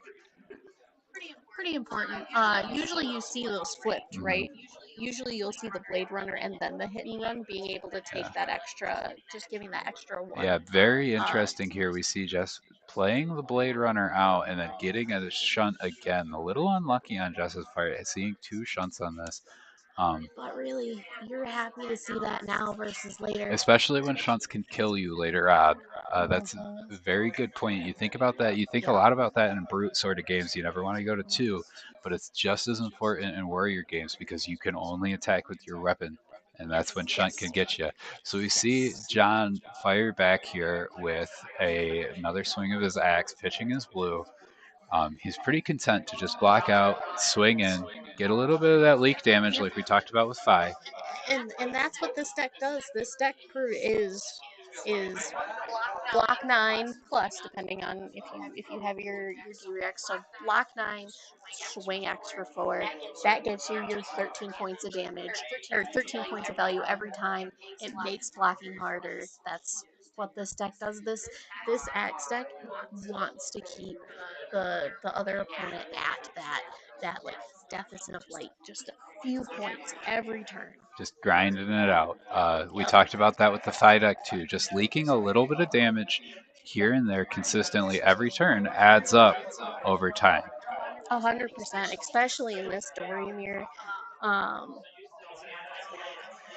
Yeah, you definitely need those dynamo blocks every turn so far. I see Jess doing a little bit of mental math here, trying to figure out how much damage she can push or whether she just blocks this axe for value here.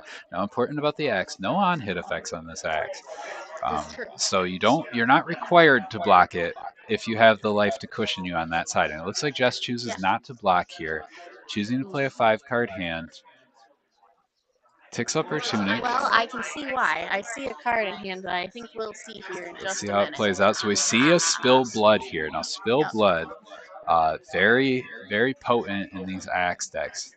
And that's the reason that this deck is so powerful right now. Even though the card is older, we're now at the point where you know, because of the agility, because of all of these different cards, these axes now can swing 3 times more, and a +2 to all axes. Love it. Yeah, we're seeing a block here, or no block. We're seeing a pump rather. We're seeing a pump from this Spill Blood, as well as giving Dominate until end of turn. So very inconvenient to block, and that pump pretty much guarantees that you're going to see Dorinthia's ability activate and be able to swing it third time with that axe. As long as she didn't have agility on this turn, so she does have to have 2 sources of go. 2 sources of go again is doable. Is doable in these Dory decks. Especially because she does have 2 cards in hand. She does have 1 arsenal. She does have a free resource floating. It could still happen, and I'm sure when she was thinking about blocking, she was doing that math in her head. Very, as I like to call it, the Dory math. Very interested to see here. She swings. It doesn't have any bearing on the game, but swings with Hatchet of Mind first this time. There we see the Blade Runner here. It's a yellow one, so it'll give a little bit of a boost to this Hatchet of the Body. This Hatchet will be coming in for quite a bit here. So that should be 3, 4, 5, 6, 7 dominate. So we'll see a 7 dominate Hatchet of Body coming in here. What I was saying doesn't matter at all, but are you a swing with Hatchet of Mind first, or are you swinging with a Hatchet of Body first kind of person? I gotta swing with the left one. So Hatchet of Body first. Yeah, I am in the same camp because specifically when you think of the phrase body and mind, you always think body and mind. That's true. That's true. So yep. So we see a little bit of a reverse here, maybe punking the commentators. You don't know. I do. I can see that. I can see that. So we see the 7 dominate coming in here. We see a red shunt come in. Jess takes a bit of a damage there. Maybe that was 6 dominate. That was a yellow. That was a yellow Blade Runner, which is 2. 2 from. It should have been 1. And you get 2 from Spillblood, and plus 1. So that was getting 5 pump. So yeah, that would have been for 7. A little bit of a misplay here. Again, we're not competitive REL here. We're casual, Yep. and I do know Jess is learning this deck for the first time, so we will see. Yep. Important to some. remind everybody, borrow a phrase from Loading Ready Run here. The stakes have never been lower. We're just here to have fun. We're just here to and we'll learn new decks. Get ready for the ProQuest coming up May 4th. We see John here having blocked that all out, going ahead and pitching to blue, coming in with the axe. Very consistent in his game plan. He knows what he's about. He knows what he wants to do. We see Jess with a double block here, still not using the dynamos, but generating herself an agility token off of that Take It on the Chin. Yep, 100%. This is the sort of thoughts we're having, right? Because now you have the agility. If you needed to, you could have 1 card pitch here coming in for 4, which is really good because you just blocked for 9.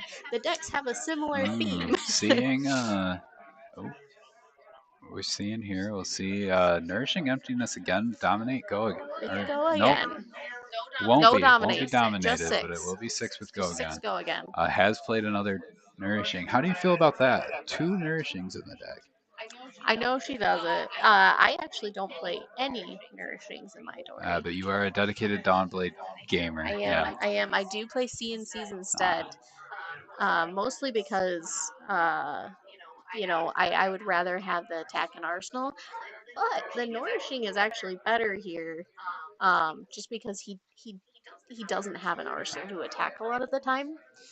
So I do see a double block. We see a Twinning Blade here, which again in this deck is just a block card. It's just a block. That's okay. That's the reality of running a dual wield or a switching it up in Dory. I call it a hybrid list. It was Switchblade for 5. It's hybrid list for this. It's hard to keep up with all these fun names that we have for these decks sometimes.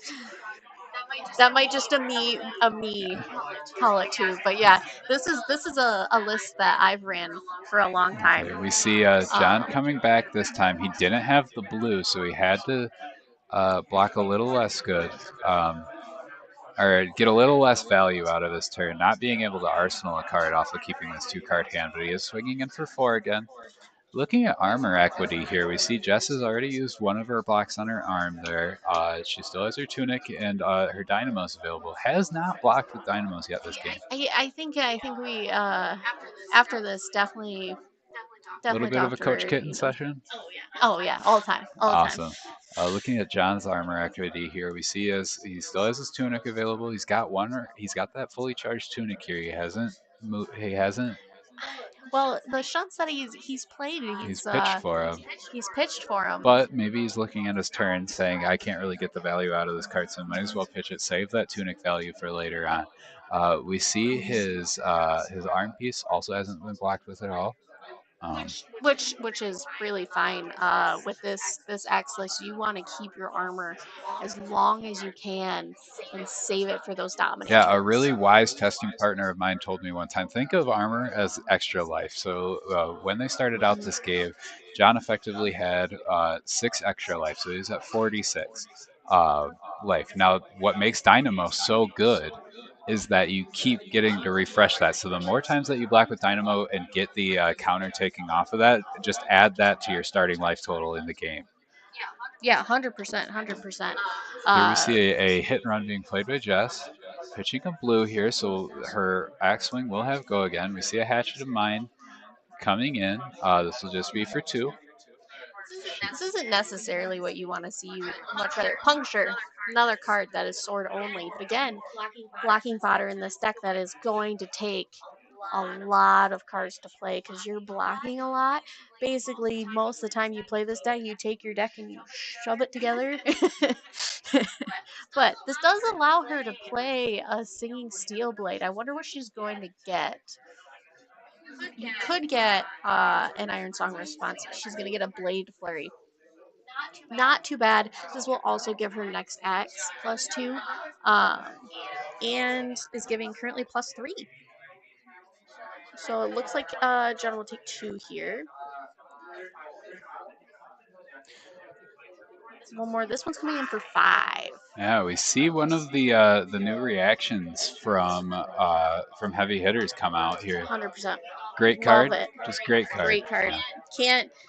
Can't complain about this card whatsoever. It is a must, I think, in literally every Dory You heard it deck. here first, folks. Staple material here. If you haven't picked up your heavy hitters copies of this card yet, be sure to snag them.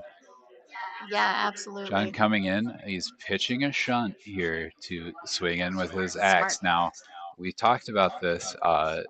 Super important to have that in mind, pitching your blue shunts, being able to, in the Warrior Mirror, being able to present that little bit of damage later on in the game could be the difference between a win and a loss here.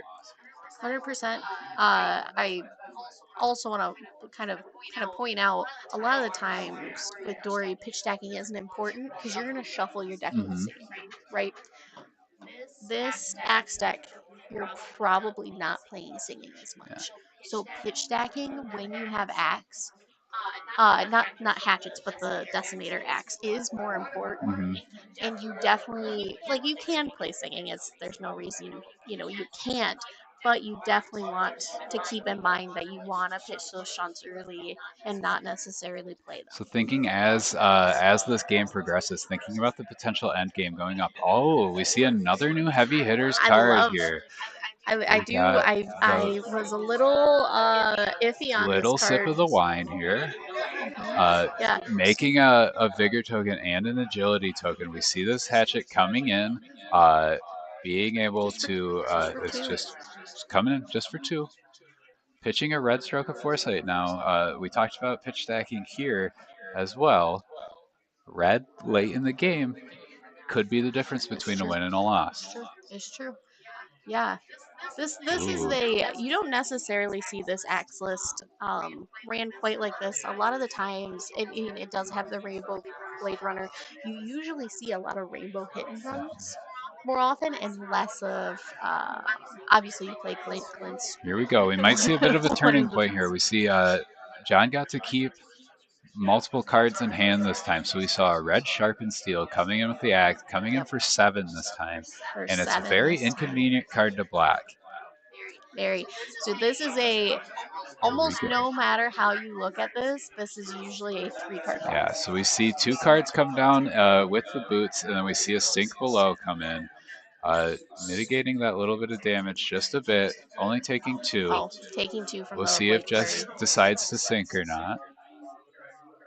She did move to damage before fully resolving that card. She's debating. I wonder what's in. choosing not to Her sink arsenal. here. We did see the dynamos come out to block, so she needs to swing twice this turn to get the value out of the dynamos. Yeah, which we do see some go again. Well, and she has the agility Oh, and token she has that's the about to agility. You're pop. right. I can see 100% this. So we see an agility token, and we see that vigor token giving the free resource here. So the first axe she won't have to pitch for. We also see she's got a fully charged tunic there. So she's got effectively she had 2 resources going into this turn. We see an axe come in, blocked with a glistening steel blade. Might as well. Hatchet of body coming interesting in. that she didn't. Hold on, I gotta read shift. One moment. That's fine. So we see Hatchet Body coming in for 3, blocked by this Twinning Blade here. Just has 1 card in hand, 1 card in arsenal, and 2 resources effectively here. So we'll see if she reacts.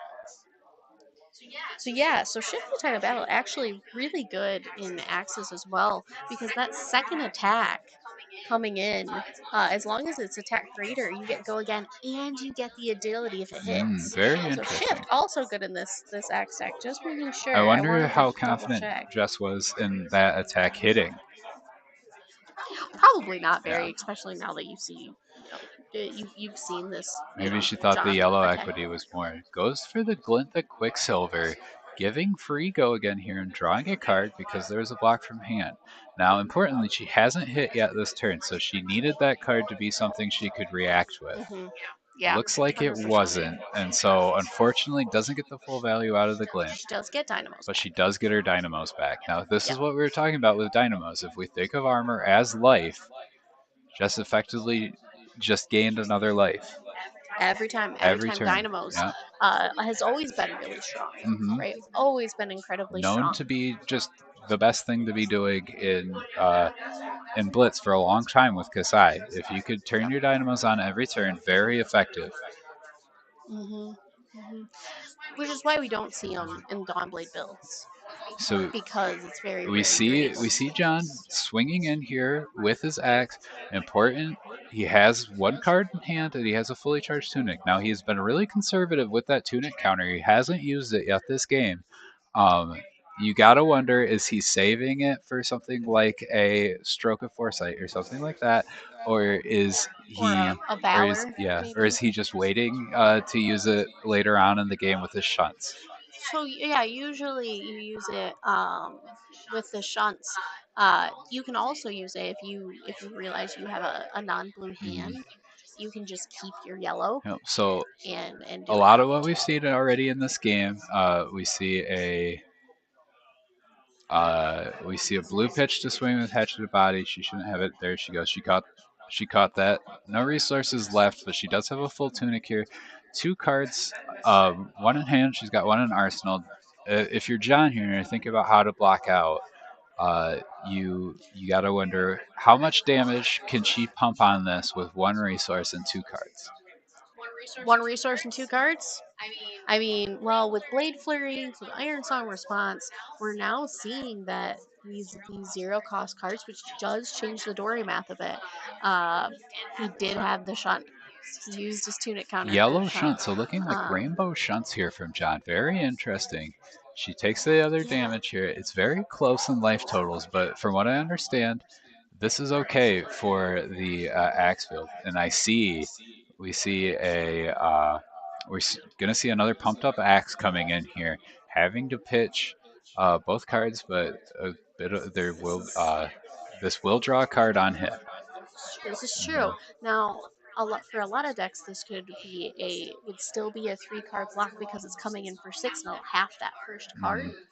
So it could be, unfortunately, a 3-card block or a 2-card block with armor, which, if you're really thinking about it, could be a 3-card block if you kind of have that insight. Looking here, important, that card from Jess, should be on the bottom of her deck here.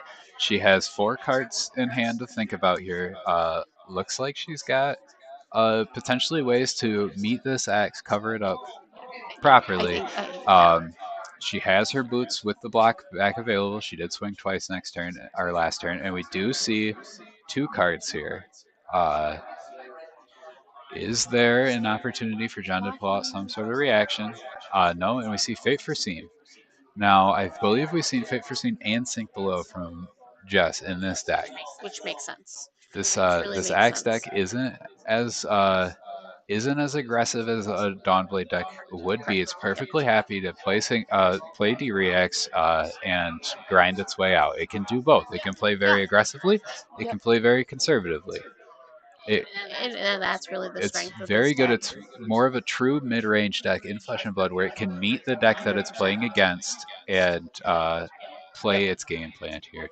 And we all know that, like, when you're playing Flesh and Blood, having a deck that can do more than one thing tends to almost be a necessity What are, at this what are you point. talking about? My boy Fi, what do you mean? You can do more than one thing? Yeah. Uh, Again, I think that's why with Dory especially that hybrid Dawnblade axe list became so popular. mm, Is now you have a list that can go against like a Bravo and you play axe, you go against a Bravo. With the axe, you can beat a fatigue Bravo. mhm. Where if you were only on Dawnblade, you're losing that 9.5 times out of 10. So we see John thinking pretty hard here, trying to figure out maybe the equity amount of cards that he has left in his deck, different values of the cards in his hand, or maybe if he could potentially swing twice with that Great Axe. It would be a feat, but it is possible to do in that deck.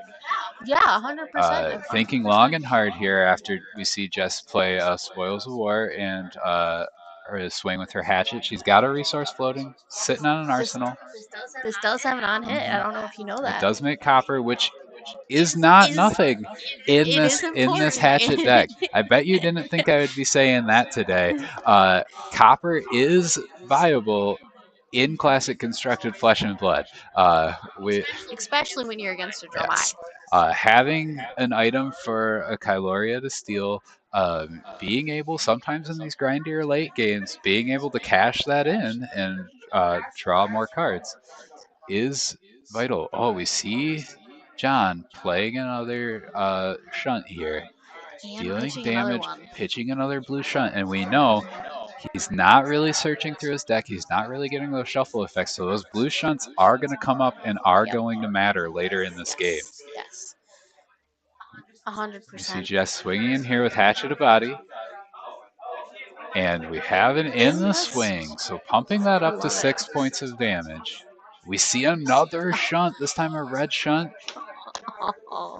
covering it up. Having the extra resources there by pitching that blue shunt, able to block. That was 6. I think John did accidentally. John take accidentally took a point of damage. Okay. Great sportsmanship shown by Jess, allowing him to correct that. That's what we like to see here in the shop. We love to see sportsmanship. We love Yeah, to. absolutely. We're here to have a good time.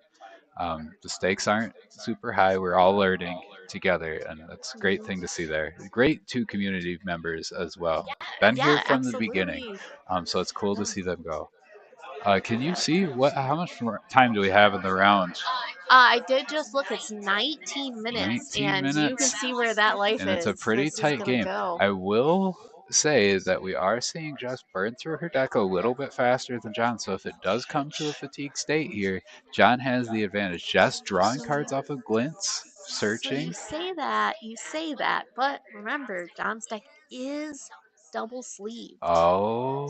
So really, we're not quite sure. We'd have to count for sure. The classic double sleeve, pulling one over on the commentators. But what I was saying still has merit though. Jess is playing a lot of reactions, is getting value out of those glints, drawing extra cards, searching her deck. Is going through more cards than you would be if you just block with 3 pitch 1. Exactly. Yeah. No, 100%. And we do find that that's why this X goes so well into fatigue, because really, you're the fatigue thought of like, oh, I'll block with 2 cards or 3.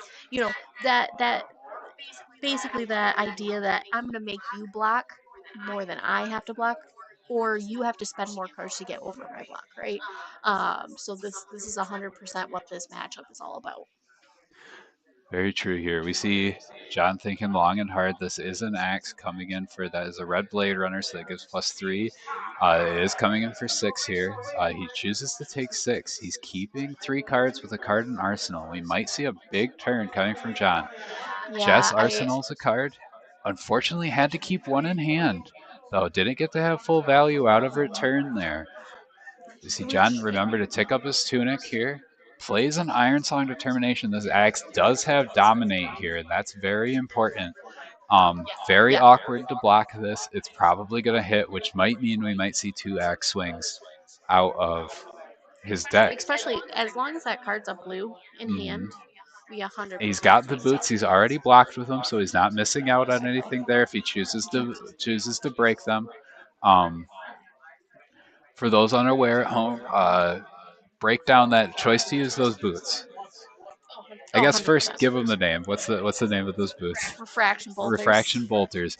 Now, it's been said a lot of times by different warrior experts. You can tell how long somebody's been playing a warrior, specifically Dory, by when they choose to use their refraction bolters. When they choose to block with them, when they choose to pop them. In Dawnblade, in Dawnblade lists, you're gonna want to save those bolters for a twinning blade turn, because that third attack is crazy. Ooh, and we see instead of choosing to give it go again and swing again, he only had a red in hand. We see a Stroke of Foresight. That's only for 2. That Fate Foreseen block. Only 2. You're gonna see a significant loss of life here on Jess's part. Choosing to only react there. That Stroke of Foresight, pumping that axe up. He didn't have enough to swing, so importantly, gets to keep his boots around. If he runs 3, three determinations, he might be able to pull that off again. We've seen 2. Mm-hmm. So interestingly enough, I can see. Okay, so just tunicked for the spill blood. Okay, so we see a spill blood. Oh, another big turn potentially from Jess here. We see a spill blood off of the tunic, pitching for the hatchet here. And we see a Blade Runner. Blade Runner. And then this is Hatchet also body. So that's a blue Blade Runner there. So it's only giving +1. 6. So 2, 3, and 1 is for 6. Yeah. See this hatchet for 6. Josh takes blocks. John, my bad. For those of you that don't know, John has a brother that plays here as well, named Josh, who's also playing tonight. I've got both on the mind. Okay, so we see a Sharpened Steel, and am I crazy? Is that a blue Sharpened Steel? Potentially. I mean, all warrior cards for the most part block for 3. Playing a blue +1 for free isn't embarrassing. So I have a bit of a spicy take on this. And this is like, if you want to think of warrior this way, those 2 blues might represent 2 swings versus just the +1, which again, you never know depending on blocks and stuff. See Jess thinking about this here. This axe is coming in for 7. It's very awkward to block. The first card used to block will the first card used to block there will be halved. So we see her block 3 take 4, 19 to 11 here. Yeah, just reading, there is a bit of an echo. If you mind commenting, who's the echo from? Who can you hear twice? We'll also try really hard not to talk over each other. Thank you for bearing with us. This is our first stream here at Gamers Gambit with commentary. You've got Goose here on the mic, and you've got Kittens to my right speaking. We're working out the kinks, getting ready for our ProQuest on the 4th. So yeah, also talking to Braden here. Not sure about Magic yet. I do know that there are videos for Pokemon and Ooh, I hate to break this off for you here, but we do see a Singing Steel Blade play from Arsenal here. We're going to see a tutor here for Go again, grabbing the Glint. Now, important here, because that card, that black came from hand, this Glint the Quicksilver's Reprise is turned on, so Jess will be drawing another card, effectively cantripping here, replacing her lost value. So she does have 3 cards in hand with the floating resource. Still also does have priority here, so she can stacking up the reactions here. This is going to be a very pumped Hatchet of Mind. We'll see if John has any reactions. We do know that he plays a lot of defense reactions in this build.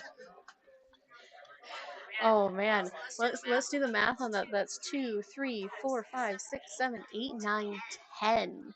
This is a turning point in this game. This is a lot of damage being leaked through here.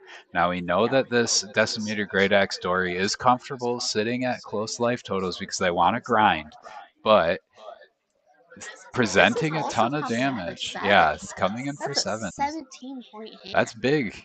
We see that as pulling 2 cards, taking 1 here, so it's all tied up, and this is the first time since the start of the game that we've been at life total parity. Here, Jess is closing the gap with that great big turn, and we see John firing back, pitching a blue, staying very consistent, playing, swinging with his axe. So interestingly enough, axe really falls to kind of like instance, like take it on the chin. Very much axe falls to that because that doesn't half, right? So in a Oasis respite that kind of gets rid of 4, prevents 4, really good into axe. Here we go. We see the agility popping here, so the first attack gets free Go again here. Looking right there, we're gonna have I think she's asking a question. The agility will not pop off of the Bloodwine. Well, she hasn't played the Bloodwine yet, so we have the Bloodwine here, generating another agility and a vigor for next turn, setting up. We're seeing a lot of this out of recent Flesh and Blood design, a focus on setting up, investing in the future rather than spending it all in one go, which has been a critique of Flesh and Blood gameplay in the past. It's true. So we see a clean block here from John, and then another one coming in for Hatchet of Body. Yeah, and every time you see a block from a puncture, a twin blade, or a glistening, that's a block he didn't mind. Yep. Right? He 100% didn't mind blocking that card because he couldn't play it anyway. All right, we see another clean block here, clean up, and John gets to keep 2 cards, taking only taking no damage on that turn. And but Jess is happy about this, or she's not upset about this. We see John doing a quick deck count here, thinking about maybe pushing this to fatigue. I don't think they'll have enough time in the round to go to fatigue. Only 9 Only minutes. 9 minutes remaining. Remember, in Flesh and Blood, unlike other games, you are drawing 4 cards a turn, but you do cycle cards back into your deck. So this is, I just counted with her, she has 20 cards. So she has 5 turns plus, right? She's minimum. This, I think we might not have enough time to go to fatigue on this, which, is okay. So we see John pushing that axe, pitching the blue, staying consistent, just thinking about her turn.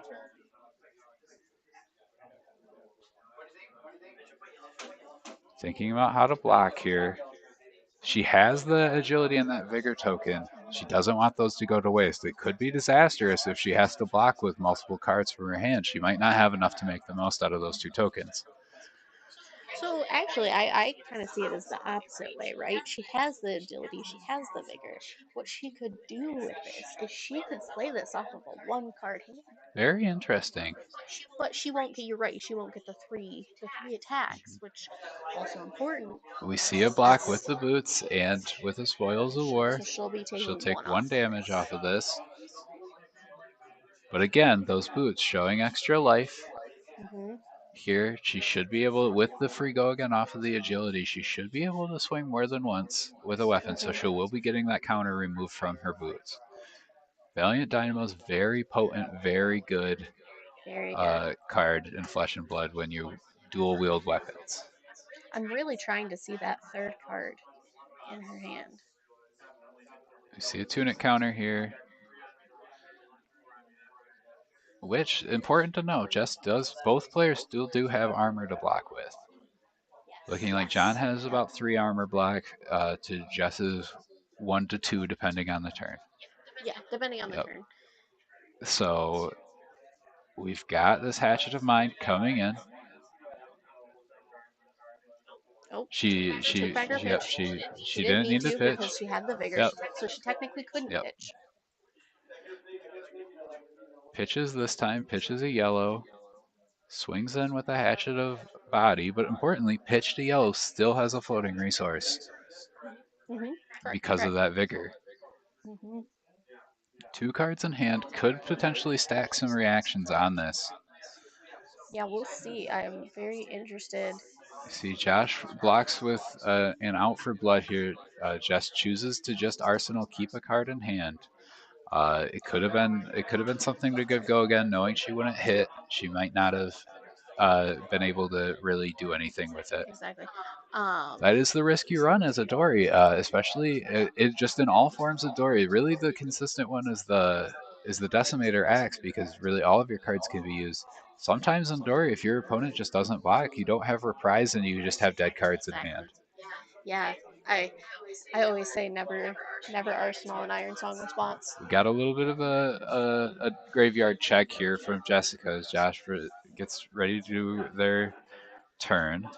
He's got 2 cards in hand, 1 card in Arsenal. He's going to go ahead and play a Spoils of War from Arsenal, giving this axe go again. Now, if this axe hits, he'll be able to swing a second time with it. Wait, what is he doing? Over pitching here. Or no, he pitches a red and a yellow. So if he's just using the Spoils of War for pump, in this case, he's not really going to care much about the copper that it generates, but this will be coming in for just a little bit more.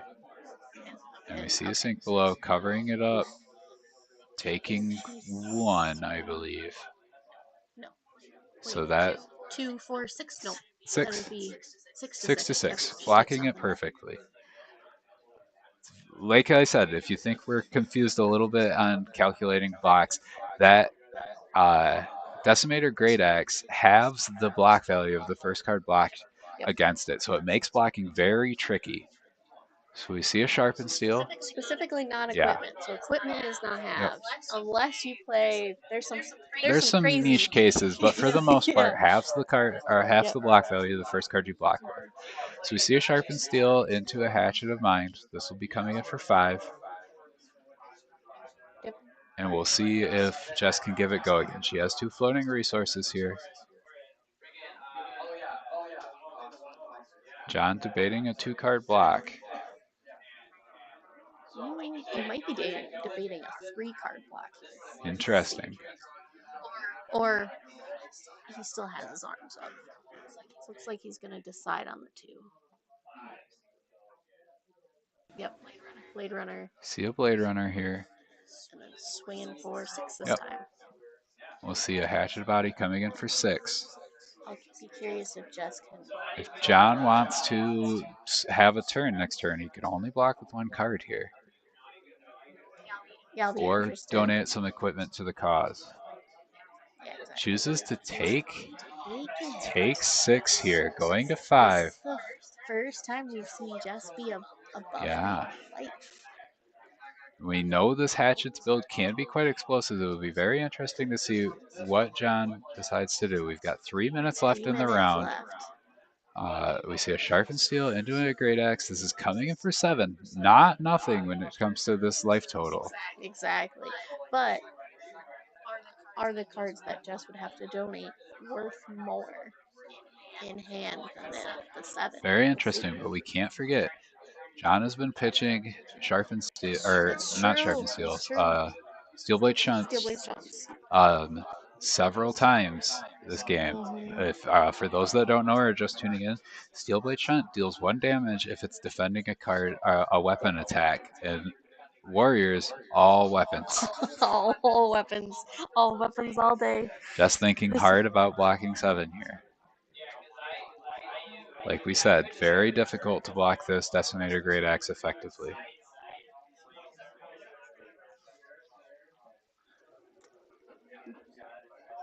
I'm curious. He's looking, and this is 100% a time where you take a minute, look through your graveyard, look through your hand, because this could be a pivotal turn. So 100% she's doing the right thing by searching your graveyard. What does she have coming up? Is it all blues? You know, kind of doing that mental math of what can she potentially How draw. much damage can she push? Yep. It only takes a couple of cheeky attack reactions to pull ahead with the win. This is where we talked about earlier on in the stream, having your poker face, really not giving away what you've got going on in your hand, making your opponent have to make the tough choices when it comes to blocking is what Warrior's all about. 100%. I'm seeing why she's having issues deciding, I think.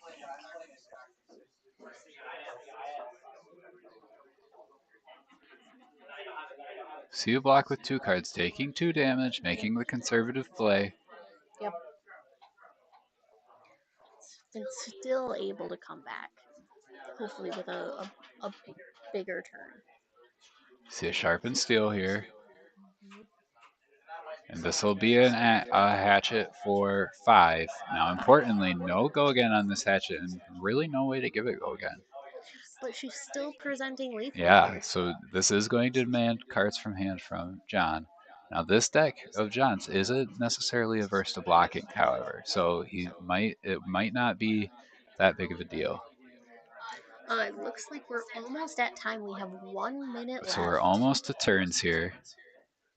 And we might see if there's a little bit of grace given to people playing on camera. We see an equipment block. It looks like John's going to go in for the kill here. Push a lot of damage. He's got 3 cards to do it. Pitches a blue. 2 cards remaining. No resources. Importantly, blocked with his tunic here. But he is threatening to react on that Axewing. We see 3 cards. Ooh, and an overpower. 4, so that'd be, yep. Bleeds 2 damage over. Pulling 2 cards out of Jess's hand here. Really pushing, he's pushing to catch up on this damage race. Jess just needs to keep the pressure, keep pulling cards, see how it goes. That is time in the round, folks, so we are in extra turns here. 100%. One of the judges will go in. Yep, they're still playing. We have Head Judge Dylan coming in to give the ruling about how we're going to do turns. Importantly, the players in the booth don't really have a way to tell how much time they have remaining, so we'll see how Dylan rules it. We've got John playing out. Oh, coming in with a dominated axe. No cards in hand, though. Jess still has both Dynamos and Tunic. Gonna put both in front. And a sink below. Sink. Covering that up very well. Has 3 cards in her hand. She did not take 1 there. She took none there. Discussing cards left in deck. Looks like it's a draw. Right, Fortunately, it went to time. Nobody could kill each other. That is sometimes a reality with these grindier decks. Yep, 100%. Especially Dory v Dory. Like, it's very much, you block well, so. But good game to both of our Dorys here. So we will switch it back around here, folks. Welcome back to the booth. We are in between rounds now, getting ready to pair our round 3. That did go to time, so we're giving those 2 a little bit of time to clean up. And we will move on to round 3. Yeah, we might not have any interviews on this one. No, I don't think we'll get any interviews on this one, but we can go over the chat earlier and see what people were saying were their favorite heroes. We've got New Prism has got into the class, but we've also got people saying Phi and Azalea used to be. Um, we've got somebody in chat saying Oldham is their favorite hero. Very interesting choice, knowing what I know about the person in chat. But Yeah, I already had this discussion with them. I knew better. so looking to pair next round. I'll go get the room ready. I'll be right back. Hello. You wanna jump in for a second? You wanna jump in for a second? Yeah. You wanna talk to the stream to the peoples on YouTube? Oh, never mind. You can't. Next round's paired. Sorry. You never know. You never know. So round is paired, so we will see. You did great. You did great. You did good. That's okay. That's well, we can discuss it.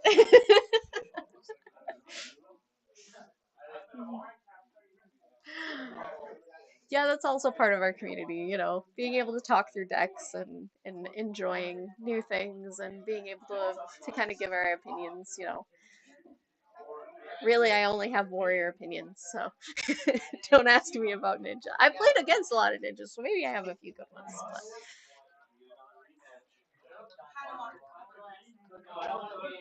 Oh, do we know who's on stream next? All right, folks. So up next, we're going to see a return of the Spicy Phi deck. We're seeing Drew back in on stream, playing that fun Phi deck versus Josh Johnson. So John's Oh. brother is coming to see how he can hang with this Phi deck. And if I'm not mistaken, do we know what he's on? I have no clue, but we will find out. I'll let it be a surprise. Oh, Oh, looks like we might have a mispairing here. 1 second. Sorry about that, folks.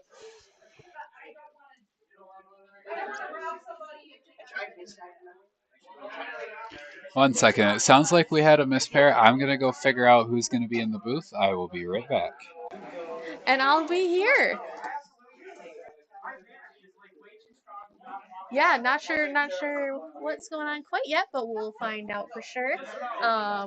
Just know that there is a pair, and we'll have a game in soon.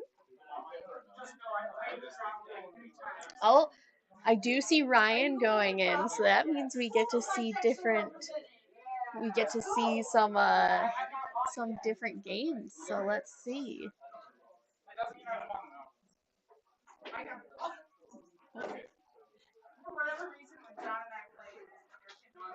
We have Goose going in and seeing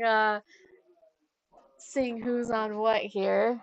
I do know what I think I know what Ryan's on. He could have changed on me. Let's see. Is anyone in YouTube chat have anything any questions they'd like to ask, or I'm an open book. We have a few minutes before they're ready, I'm sure. Welcome back. Sorry about that, folks. We had just a little bit of a mispair. Instead of Drew and Phi, we are seeing Ryan on Kasai, and we will be seeing Mickey on Bravo. So we'll see another dual-wielding warrior here. This is the deck that Kittens has been trying to talk to me about all night. She thinks it's right up my alley. It sounds like it draws a lot of cards. I'm not gonna lie, I'm excited. I love drawing cards. So we'll see Ryan on Kasai, and we'll see Mickey on Bravo here. Now Bravo, one of the original heroes in Flesh and Blood, still hasn't hit Living Legend, but is always a threat. 100%. A dominated crippling crutch is nothing to sneeze at here. So we get to see, so both Jess and John chose to play Tunic, which I do believe was the right call. this time Ryan's playing Grains of Bloodspell, so we'll be able to see that sort of on-hit pitch to get a vigor, and we'll kind of see that cycling of resources. Yeah, we also see here we've got a Hot Streak and a Centauri Saber here. So this might be a little bit different if you haven't seen anything out of heavy hitters. Hot Streak, very interesting one-handed warrior weapon here. Yeah. Very useful in these dual-wielding builds. Exactly. So this is if it's instead of most of the time, you know, you have to kind of give your first attack go again as warrior. Hot Streak does have it built in if the opponent blocks with an attack action. Makes it very hard to want to block that. Very good at leaking through damage, and oftentimes in these dual wield builds, even if you don't block it, you're like, oh, I'm not going to give them the go again. They'll have it in their hand anyways. Of course, yeah. That's why we're going to see a lot of Blade Runners here, yep. a lot of glints. Just like last game, we see Valiant Dynamos in the boot slot there for Kasai. Gonna be able to give lots of points of value over the game, provided that she gets to swing with those weapons. Looking at Bravo here, we see Mage Master boots, the fancy shoes for Bravo here. Now this you can break and play a non-attack action as an instant, giving you the ability to play non-attack actions. Or set up your auras rather as Bravo prior to swinging in is what I was trying to say. We also see a tectonic plating and a crater fist there. We'll see lots of seismic surges being generated, and we have a Helm of Eisen's Peak, which can be activated to give Bravo additional intellect later in the game. Maybe we'll see a combination of using Mage Master's Boost to play an aura to set up, and then using the Helm to have a big turn. Yeah, I'm waiting for the big turn Bravo here coming Right up. here we see our Bravo playing out a Spinal Crush, non-dominated here on turn 0. So Ryan essentially gets to block it for free, filter his hand out a little bit. Here chooses to throw 3 cards and the boots there. Mickey with 1 card remaining in hand, looking pretty happy to just arsenal that card and pass the turn. But you know, not a wasted turn. Did leak a point of damage, and who knows? Maybe Ryan wanted to keep those cards in his hand. Did have to block with a Glint the Quicksilver, which is one of the premier go again cards. Yeah, you don't like to see blocking with Glint sometimes because it's like a great reaction that you want to keep. Here we see a Goblet of Bloodline. Goblet of Bloodline again. Very pretty full art Goblet of Bloodline as well. I know, I just got some, so they're going into Dory. Very pretty, making that agility token, making that vigor token for next turn. Yes. Now this one does have go again though, so we will see a remainder of the turn. From Ryan. I'm curious what we'll see. So this is Commanding Performance. So this is +3. When it's blocked by an attack action, I want to say, you destroy their arsenal. And it is... so... We do see this Hot Streak coming in. Yeah. Coming in, remember, if it's blocked with an attack action card, it is going to get free go again. We see an Oasis Respite coming in. Is that able to cleanly cover this up? No. So the Hot Streak is 2. The Commanding Performance does give +3, so it is 5 for 5. But it does not gain go again because, importantly, the Oasis Respite is not an attack action card. So that unfortunately means that Valiant Dynamos are off for the turn. Very interesting. We'll see what Bravo can come back with that altered Anothos. It is a pretty Anothos. We see an imposing visage being played here. Now, this will allow the Bravo to go ahead and search for an aura and set up. This seems to be a very setup-oriented. Which I'd love to see, honestly. See it searching up the Showtime here. Showtime goes into the arena. It does have go again. Because it gains the go again here. So Showtime is going to arsenal something. Looks like it's going to arsenal grab a righteous cleansing here. Interesting. And then this is going into Arsenal off of the Showtime. Yep, more than likely. So there's a two-card tutor chain going here, but that Showtime's going to stick around until next turn. When it pops, it'll draw a card for Mickey, so it'll be extra fuel to block out, maybe hit Bravo's ability and dominate this Righteous Cleansing coming up.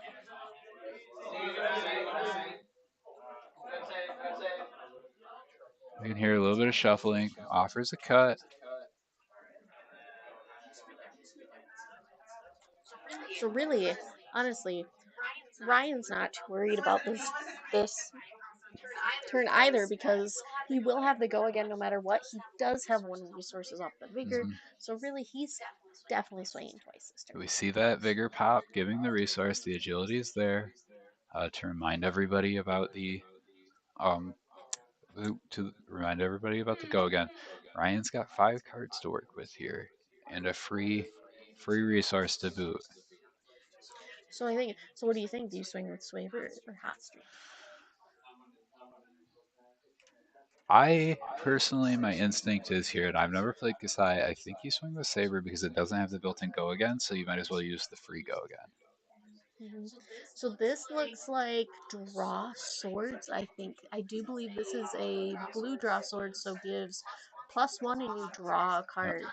Does cost 3. And we do see here this Saber being swung here. It makes sense. You don't want to accidentally have double go again. Like we said, so the Saber doesn't have built-in go again.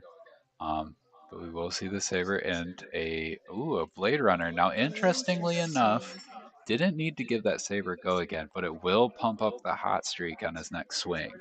Because it is a red Blade Runner, so it will be giving +3. See a blue Blade Runner pitched here. So, we'll know first sword hit.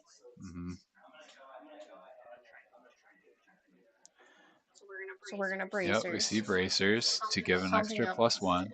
Now we see this hot streak coming in. Now this hot streak will be coming in for quite a bit of damage here. 5, should be 6.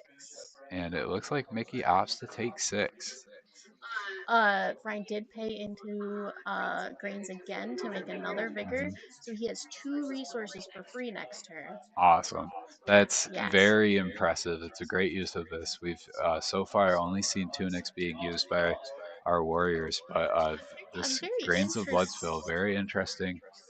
So he did draw. Let me look at Kasai's ability real quick.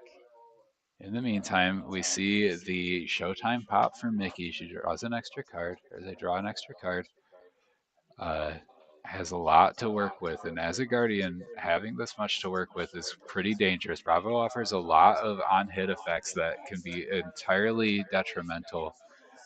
So, unfortunately with this Kasai deck, I'm assuming that Ryan did not have 2 reds and 2 yellows in graveyard, so cannot create a gold on those on-hits. Here comes this Righteous Cleansing. I do think, based on the amount of pitch here, this Righteous Cleansing may be dominated. We don't have a way to tell. Yep, it's pulling all of the armor here, so this is a dominated Righteous Cleansing. Makes sense. You know, that's what armor is for, is the dominate turns.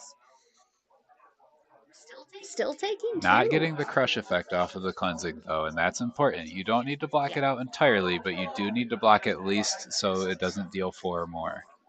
Exactly.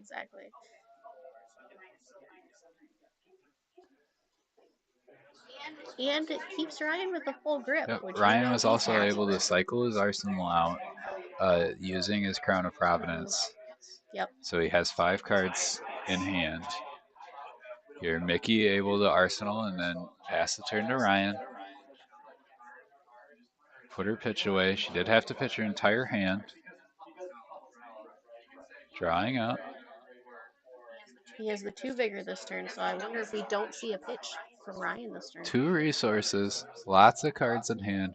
We see a Slice and Dice. That's going to boost both of his swords this turn. We're going to see quite an explosive turn out of Ryan here. Slice and Dice pumping the first swing of the sword by +1 1 and and then +3 on the second swing. So he needs to find a way to give a sword go again here. Going with the hot streaks here. So if Mickey chooses to block with an attack action card, that'll be go again. Otherwise, it's going to cost Ryan some resources out of hand. Now, important to note, he has 1 resource floating here. That hot streak does cost a resource to swing. We see Mickey going ahead, throwing a Crater Fist in front. Ryan gives go again. Now, no cards were blocked from hand by Mickey, so Reprise is not turned on here. Ryan does not draw. See Ryan pay into the Grains of Bloodspill, generating a Vigor. I wonder if Ryan drew this turn off of his side, because that would make his swords free. I'm curious. No, he did not. So we see a Centauri Saber coming in here. This will be for 5, getting pumped up by that Slice and Dice. Now we do see a. This is going to be pumped to 6. This is pumped to 6 because an attack action is used to block here from Mickey. Also, for what it's worth, Reprise may be turned on for a potential Glint the Quicksilver or something like that. We see a pitch and a Route. Route sending that card back to hand, giving a bonus to that Saber for extra damage. And we see Mickey going ahead and playing an Unmovable to cover up the damage. Blue. Only taking 1 off of a Route, though. Very good. Route kills people. Yeah, It does. kills people. It gives plus. It costs. It is expensive, but it gives +4, and it effectively gets an extra 3 because it sends a card back to the opponent's hand. So really, with Route, your thought process is about +6, Yeah. +3, and then the card back hopefully is a 3. Mm-hmm. A Route is +3, not +4. My apologies.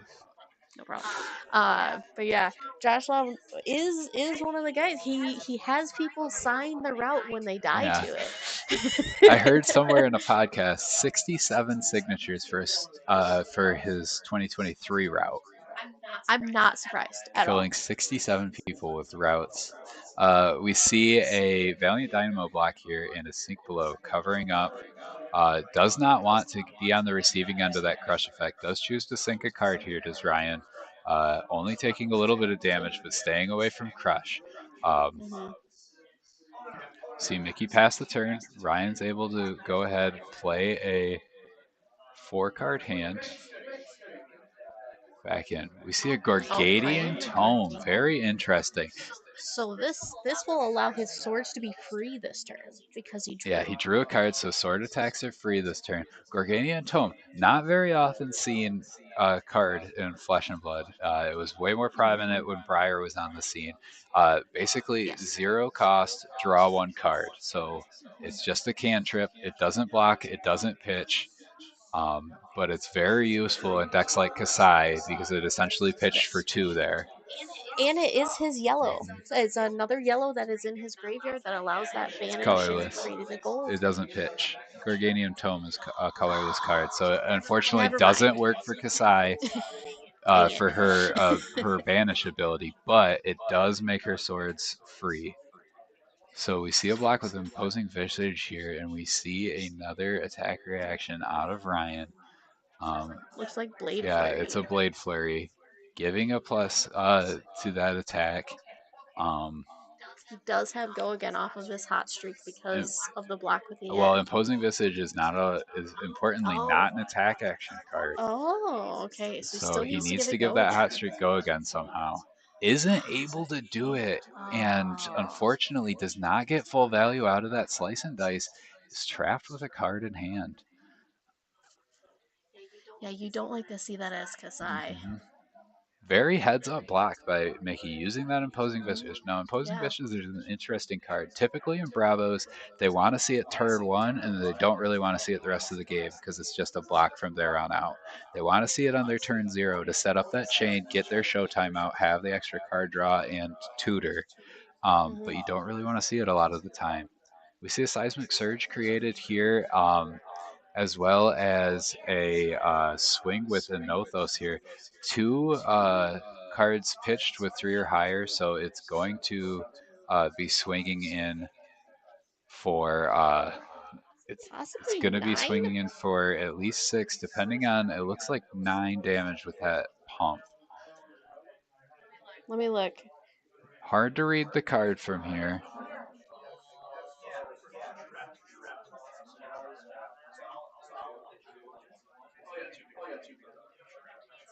Ryan thinking about his block here, doesn't know it's vanilla damage, but he doesn't know if he wants to be at that close in life total parity here. The Xenothos is coming in for a significant amount of damage. So he's got to make that choice about whether or not he blocks, whether or not he can get equity out of his sabers to block it out. Ryan blocks 6, putting 2 slice indices in, and he takes 2. So that was in the Nothos for 8. Novos for Yeah. 8. I see.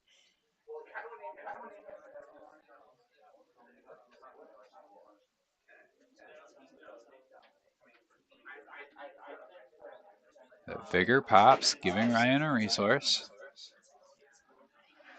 Yeah, grains really it's just paying yourself continually so that you have it for next turn. You see a Spoils of War being played off of that resource from the grains. Essentially free go again, but now it also gives it an additional on hit and extra damage. It also can create copper, which really you're not too angry about in Kasai, although Kasai doesn't run as many blues. Kasai does run blood but on her hands though, which does care about copper. That is true. You're right. We see a Saber coming in here, pitching a Fate Foreseen. Not representing any floating resources here, not able to pay into grains, but that is a Saber with Go again. Can't tell how many cards Ryan still has in his hand. That might be. I think it's just 2. That might be it, and he does have a card in Arsenal here, so this is 5 damage. Yeah, interesting pitch of the Fate Foreseen. You gotta wonder what he has in that arsenal.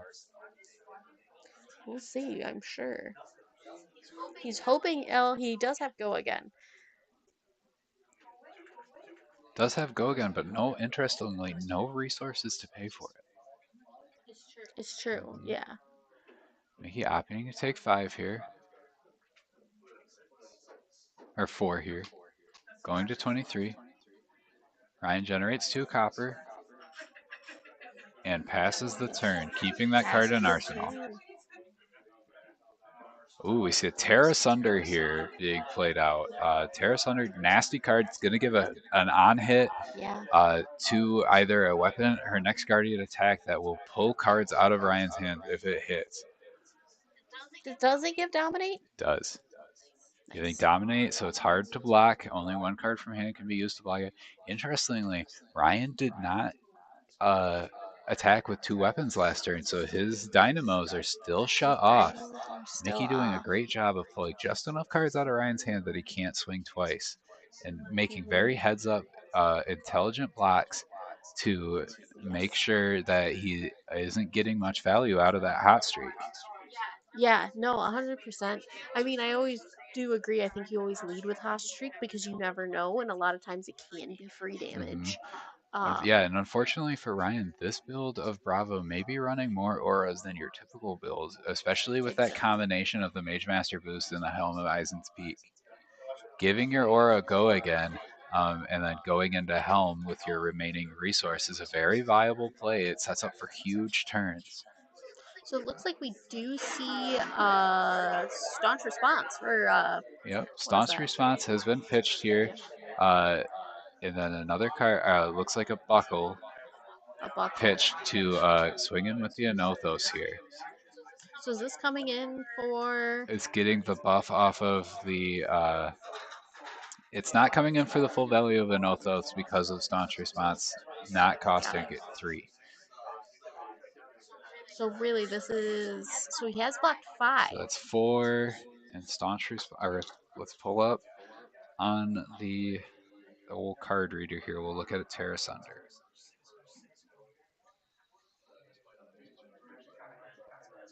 Terra Sunder does give +1, so that covers up everything. So that does cover it. Ryan no longer has block on his equipment in the arm slot there. Also had to block early on with that too. Is able to cleanly cover that up. Grains also has temper, so I don't think we'll see him blocking with it Until it's too till late. end game. Importantly, does have 4 cards available to him this turn. We may see 2 swings here, which would turn his dynamos back on, which would be very useful to him. Which is 100% what he's hoping for. Now, folks, we keep seeing Ryan check his graveyard here. Now, what is he looking for, Sarah, when he looks there? Is he looking for reactions? Is he looking for his yellow and red counts? I think a little bit of both. I think he's definitely looking for his yellow and red count because he hasn't really been able to generate gold this turn, and that's kind of what brings Kasai's engine going. I think he's also maybe looking for his sinks and fates because he's played a few now, and then also possibly how much go again does he have? You know, how many spoils has he played? How many glints has he played? Yeah, very interesting. We see Kasai's ability being activated here. We're going to banish 2 reds and 2 yellows from the deck. Yeah, so this is making an on hit from to the all of graveyard. his weapons. Yep. And what is that on hit for the people at home? You create gold. Ooh, and Kasai does care about gold. She has Raisin Army. She has other ways to profit off of that gold, particularly drawing cards off of that gold makes your weapons swing for free.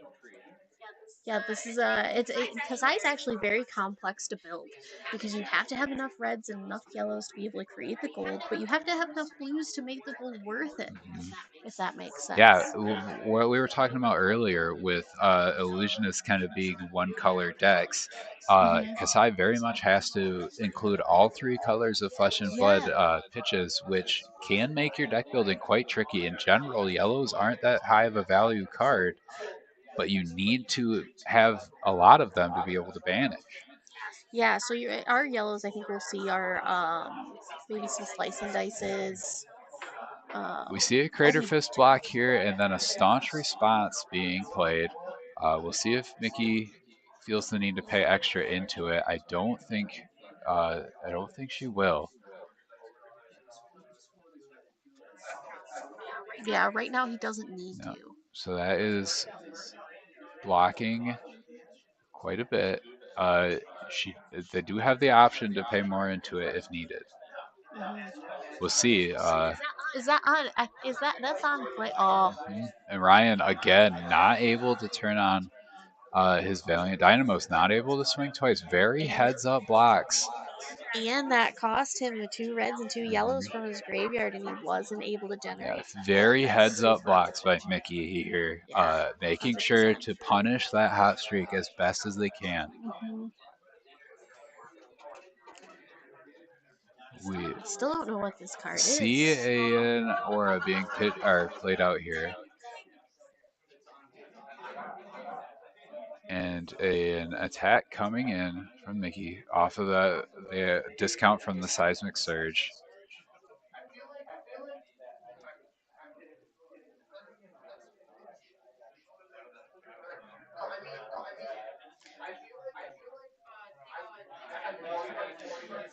Yeah, I wonder if we're going to see any blocks from Ryan here. I would guess probably not. He's very much... Oh, we might have a judge call.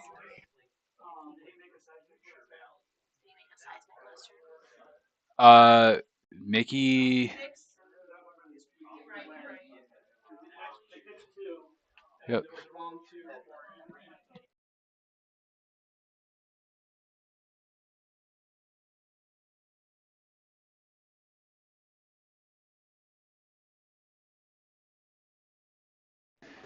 Had a bit of a stream call. Fortunately, one of us is a judge here on stream. The Seismic Surge was not generated, so there wasn't a discount. The attack wasn't able to be played here, so instead of a Swing for a Nothos is going to have to come in. This will be a Nothos for at least 6. I think this is a Nothos for 8. A Nothos for 8.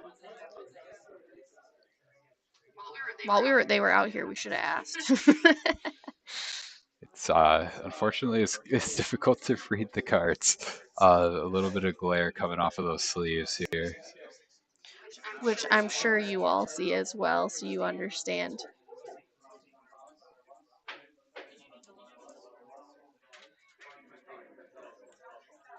Right now it's 23-22. Close game. Oh, Lead with Heart, I think is the name of the card. It gives +3 and creates Okay, so a this vigor. is that was an Anothos for 9. Oh, we see Ryan pitching a cash in here. Now that is another payoff for gold. When we see this hot streak coming in. I wonder if that's the card in his arsenal. Could be, could be. Could be. So we see this hot streak coming in. It is again blocked by a non-attack action. But we do see a red Blade Runner here, so Dynamos will be turned on this turn, provided Ryan can pay for it. Which, with 2 cards, he can. And we see a Sink Below pitched here. Really has that card trapped in his arsenal. He would love to see cards like Cash In and Sink Below in his arsenal. More so the defense reactions. And we see an Unmovable here used to block out that Saber entirely. Now we do have 29 minutes. These players have tons of time, but knowing Bravo, sometimes Bravo can be very block heavy and can lead to fatigue matches. But I don't think we're going to see that here. Yeah. This Bravo seems very. So we see a Blade Flurry here. Pumping that up, gonna get over the Unmovable. And we see 2 damage leak through, and Dynamos are turned on. Ryan will be able to get a little bit of extra out of his equipment blocks this turn. That's an interesting play with the Blade Flurry not playing it on that first attack, but I can understand it sometimes wanting to leak that damage.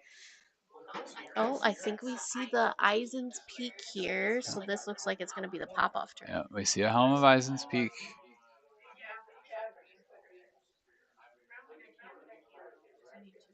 What's that? I don't I don't think that's a legal play. That was only one. Well, 1 second, gotta check Helm of Eisen's Peak. Remember, folks, stakes have never been lower here. Yeah, it's true. It's true. Just learning the decks. We all play new decks all the time when we're here on Friday. So, you know. Helm of Eisen's Peak is an action. It does not have Go Again. Interesting. Well, it happens. Unfortunately, we can't really go in and interrupt the game. Information has been given. So it's hard to roll back here, but we will talk to Mickey after the game. Just an issue a reminder. We see 5 cards here in Mickey's hand.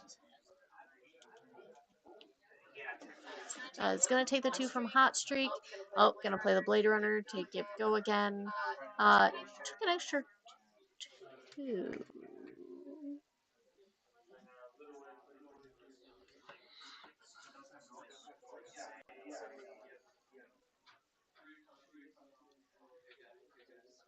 See Ryan coming in here, giving Go Again. Oh, gonna pay into Grains. Yep, pays into Grains.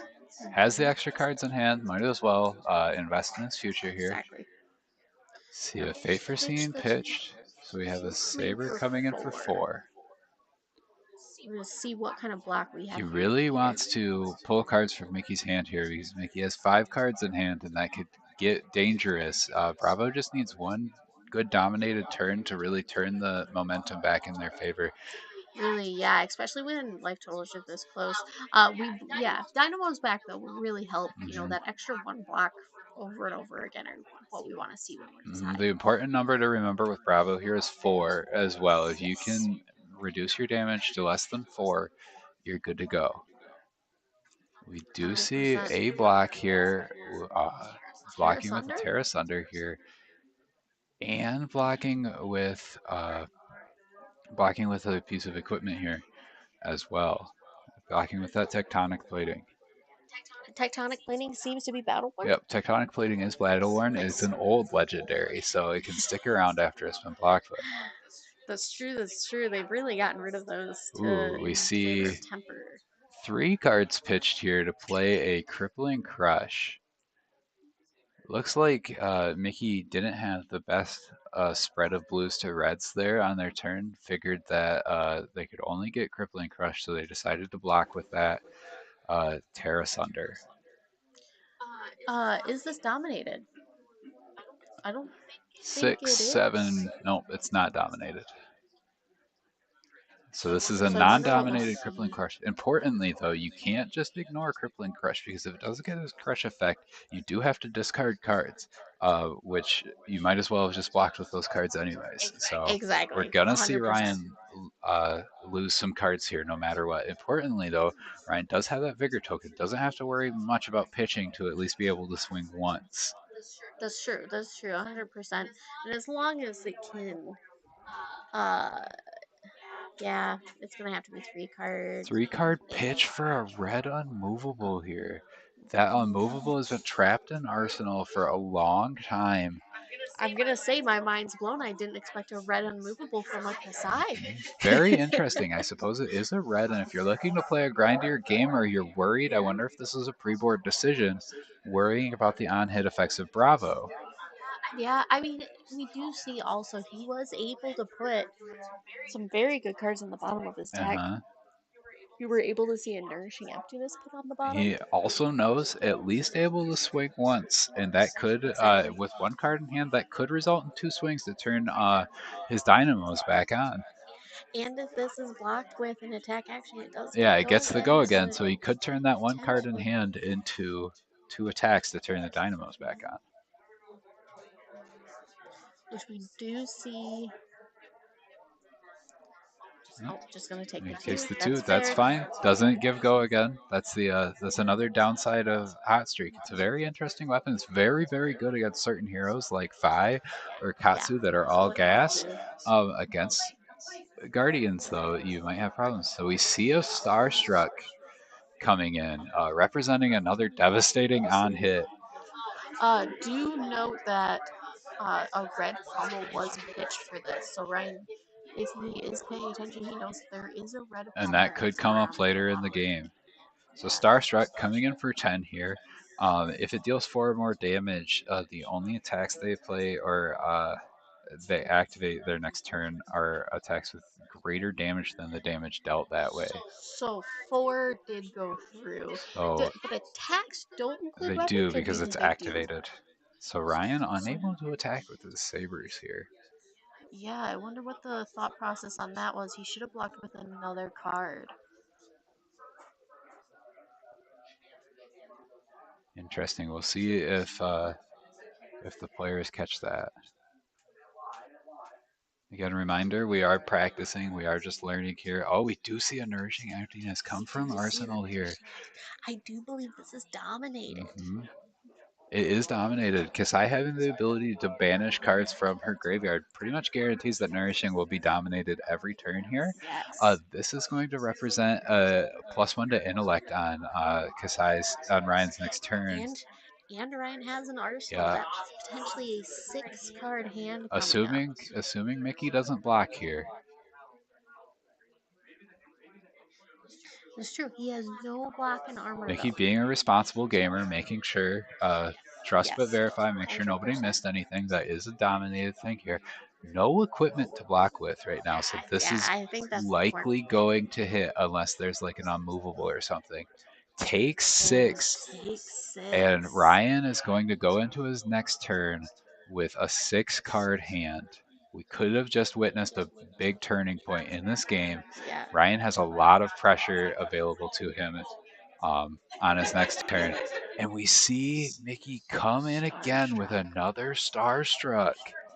So Starstruck here, gonna make it so he can't swing with the sabers if he doesn't block out completely. Ryan, unfortunately, this increased intellect is gonna mean he gets to block with more cards rather than pressure harder with his sabers. You never want to see that after an Yeah, you hate to see that as Ryan.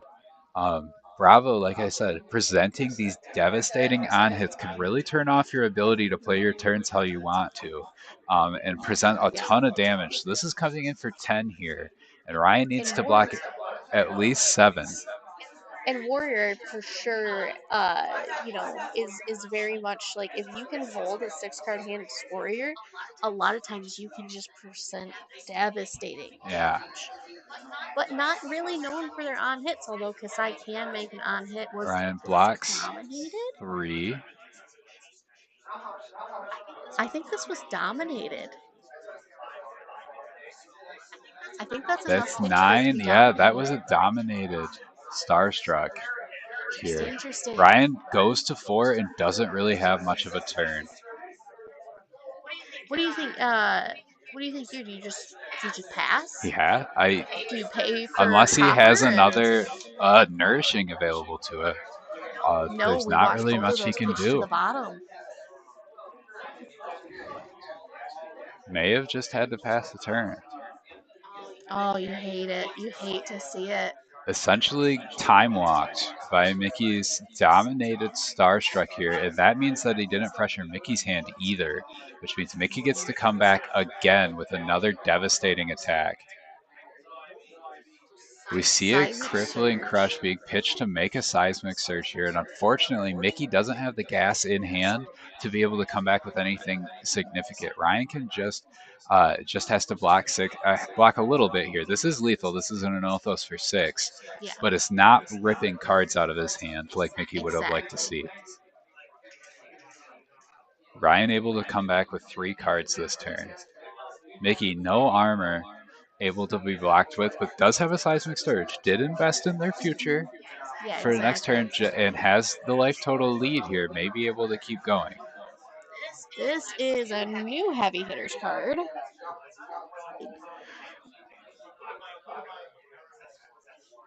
New card from Heavy Hitters here. Bear with us while we pull it up.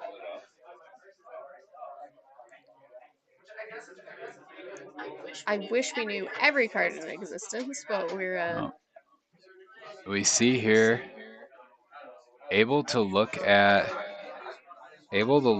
Mickey's hand here and the top card of their deck. Very interesting effect. I'm not sure I know what this card is. Which there's a warrior card that I don't know. I don't think this. I think this is a generic. Card. No, it was a generic. Sorry about that, folks. Didn't expect to see this card out of the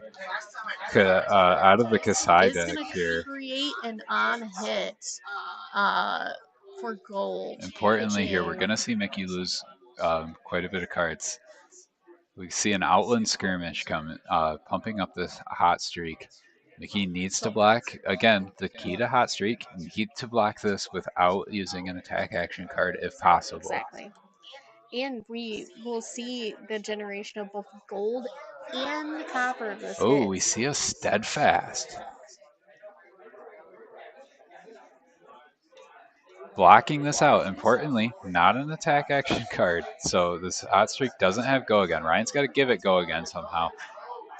Or he's going to gives it an overpower, is able to get his on hit, is going to generate a gold here, assuming that he has nothing else to block and a copper from Outland Skirmish. But I do see. I think Mickey has an option here if they want to go through with it.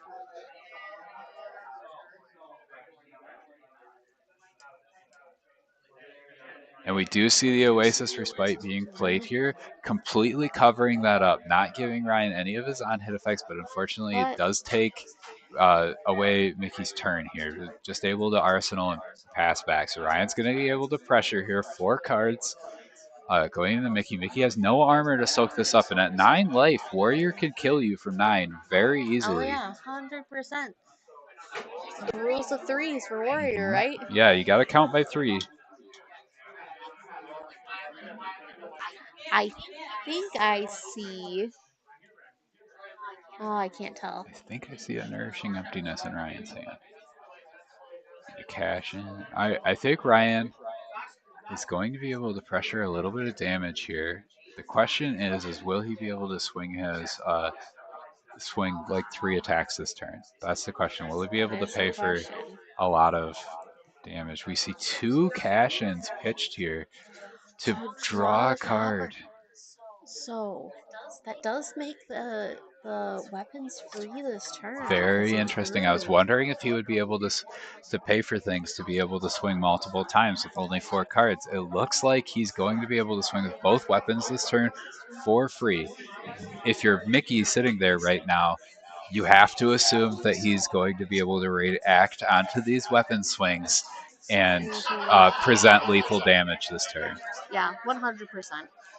You're gonna have to assume that every with 3 cards in hand, depending on what he plays, you might have to assume that one weapon swing could kill you.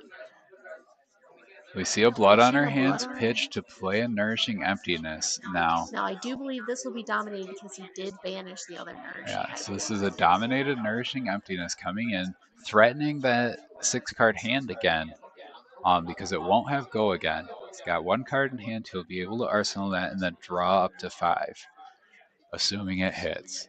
Mickey thinking long and hard about their block here. Important. No armor, so they'll have to pull out like a defense reaction or something. And we see a Steadfast from Arsenal. Going to cover that up completely. Ryan just is going to have to Arsenal a card and unfortunately not get the value off of the Nourishing Emptiness. That's a 3-hard can for Mickey. Mm-hmm.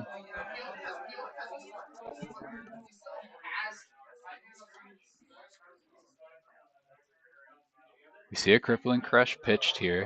Now, pitching Crippling Crushes here is an interesting decision because you think, yeah, we're pitching cards, big high-cost red attacks here that will push heinous damage in the late game. The problem is that Ryan, in the late game, you don't have as much life to work with here. So Ryan can pressure your hand and your life total, and you won't be able to play these very expensive I'm going to be real. Guardian I think attacks. Mickey might be low on cards.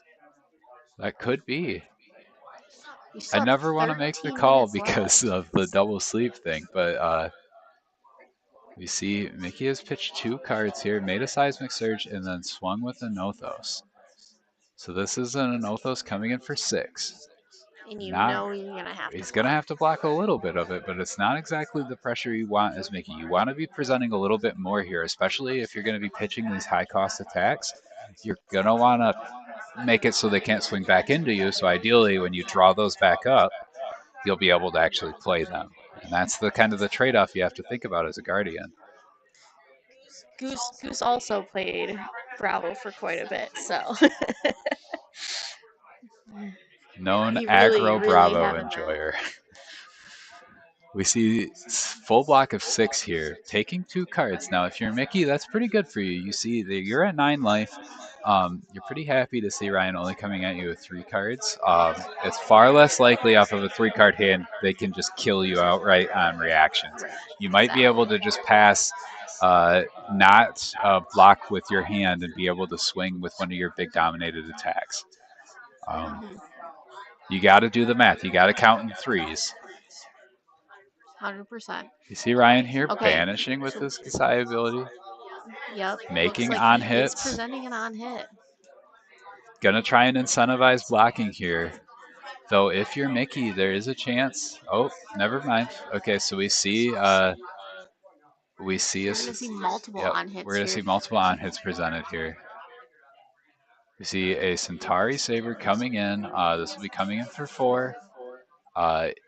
If it hits, it'll make a gold token. And 2 copper. And a copper. If you're Mickey, do you just let this hit? Do you say, okay, 4 will put me to 5, right? And the next swing, Yeah. hot streak will be you got to make them have the 0-cost attack reaction because you could live on 1, keep 5 cards, and rip their hand out from under them. You got to bank on whether or not you think they can capitalize off of the on hits they're getting here. And I think that's what Yeah. Mickey's thinking about is if I can live this turn, now we're going to see some blocks. We see the hit and run come in. This is going to pump this hot And streak this up by is 3. Possibly presenting lethal 4, 5. Yeah, this is 5, so we're going to have to see a block out of Mickey here. Which this is also presenting a copper on hit and gold because it's for the turn. I believe. Yes, that is true. So we see Mickey's gonna have to make a block here. Gonna have to redo the math that they were doing, thinking about how they were gonna do their turn, because this has to be answered somehow. She really didn't, or they really didn't want to see the hit and run come from Ryan. They wanted to see anything else, really. Yep. That extra +3 is brutal. Now, fortunately, there won't be more attacks this turn. It's not Dorinthia. So we see one card being donated to the cause, gonna let that hit, but it's not gonna kill, and that's important here because Mickey will be able to come back with 4 cards, and they have a Seismic Surge up. Yeah. Will say, Ryan now has Dynamax for the first time in a long Yeah, Ryan will have time. Dynamos back. Now, importantly, he's at 5 copper and a gold. Okay, so this is the same. What did we learn that was? It was something with heart. Lead with your heart. Yep. So we're gonna see a buffed up attack here. Is it just going to be the hammer though?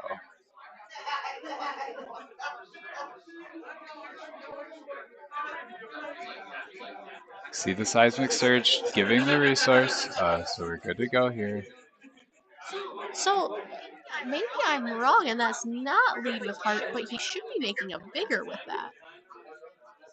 Oh, missed a Vigor token creation, but we are seeing a Spinal Crush come in, and this Spinal Crush will be 9 plus lead with heart, which is plus 3. So this will be coming in for 12. Is this dominating? No, this is not dominated. Mickey did not have enough resources to pay for the dominate. Was able to generate another Seismic Surge though. So I think Ryan, if Ryan keeping one card here will allow him to pay the gold and be able to swing at least for one card for free. So he's really hoping to keep 2 cards, one for go again. Yeah. One for the or gold. one for a reaction. Mickey being at 3 life here is dangerous territory against a warrior if Ryan gets to keep any cards here. So really, Ryan can probably block for 8, but the Spinal Crush effect would happen still. It's gonna shut off go again, which is unfortunate for Ryan. He's gonna have to put it all on one swing. So we're gonna see probably a block for Ryan here. That's my guess. I think we'll see a block from hand. Important. Dynamos is on. So that'll be at least one. He does have one from Grains. Yep, he could use Grains here. Having that equipment, super valuable. Essentially, Ryan's at 6 life here. What do you think? What do you think about blocking the whole hand, whole 12? Here. I think that's dangerous because you're giving Bravo 4 more cards to come back at you, and at this life total, Dominate could end you. We see Ryan blocking with 3. Gonna leak some damage. Now Ryan is in very dangerous territory. 2 life. He needs to pressure Bravo hard here because otherwise Bravo could dominate. We also know there is a red pummel somewhere in that deck. We did see that pitched. See Mickey draws up. Ryan needs to strip at least a card here. Okay, yep, he's gonna do the draw off the gold. Yep. He's gonna hope it's a go again.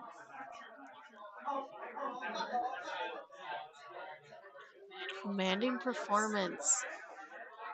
That is a +3, so he is coming in for 5. For 5, and if it's blocked with an attack, it does gain go again. No resources to pay for it though. He doesn't have to. He drew, so his saber is. So Saber's free. Saber is free.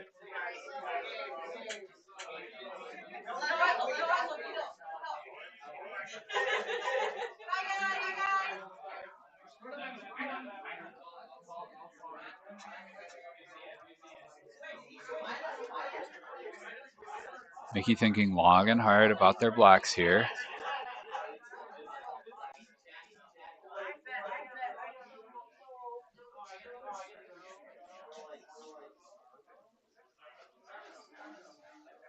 I think we're going to see 6 block We here. see 6 block here. One of them is an attack, so there is go again. Yeah, Ryan able to turn it around, swinging again. This one coming in for 2. For 2. If there was an Arsenal, the Arsenal also would have been destroyed, but no Arsenal to destroy. No Arsenal so just a +3 go again. Or +3. He's got to think here. Do they want to live on 1? and swing? Or do they want to be conservative and swing for less? Choosing to go to 1 here. Oh, Very interesting. Yeah, Down to the wire in this game. 2 life to 1. Dynamos are back because there was 2 swings. We see a seismic being made here. Very important for... Oh, and choosing not to pressure. Instead, playing out an aura here. That is Stonewall confidence. Not something you see very often out of Guardian decks, but in an aura-based build, I can see a case for it. So Stonewall confidence, for those of us that aren't aware, when it has go again, but while it's in the arena, cards you control cost 3 or greater, gain +4 block while defending. This is huge. Yeah, that's This crazy. is huge. This is going to help Mickey block out Ryan's turn very effectively. You see blood on her hands be played here. He did draw, so his weapons are already free for this turn. Or, yeah, so he's going to give 1 go again, is my assumption. Yep, and he's going to be able to swing multiple times with his weapons here. Yep. But each of Mickey's cards blocks for an additional 4. But at 1 life, you have to block every swing of the weapon. Every swing of that the was weapon. The last card Mickey wanted to see here. Ryan's going to be able to swing several times.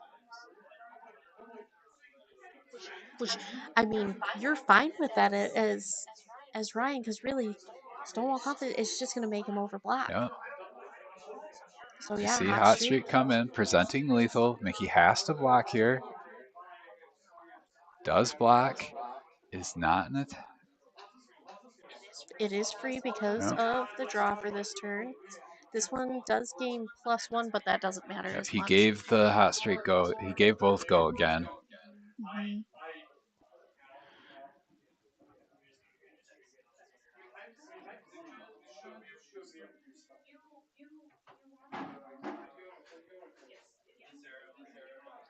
He's gonna swing with Hot Streak again. Pulling 1 more card. This does have go again. Oh, it was blocked with an attack action. He's gonna Outland Skirmish and Centauri Saber for 5, but that was enough. 3. Because it blocked for 4, correct? Just double checking. Gain +4 while defending.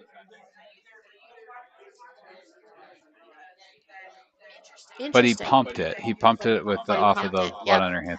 Yep. Very interesting gameplay from Ryan here. Way to clutch it up. It's very tight end game. Yeah, crazy tight game. We were also 2 minutes remaining on the clock. 2 very grindy games back to back. Very, very much so. Classic mid-rangey, grindy flesh and blood here. Very interesting gameplay from our players here in a very tight game from Ryan. Yeah, awesome. So what do we see today? We saw Fi and Teklo. We saw Dory ×2. We saw Kasai and Bravo. 5 different heroes. Yeah, very diverse in 4 across rounds. our tournament here tonight. Now, unfortunately, just due to the time, we did have some players drop.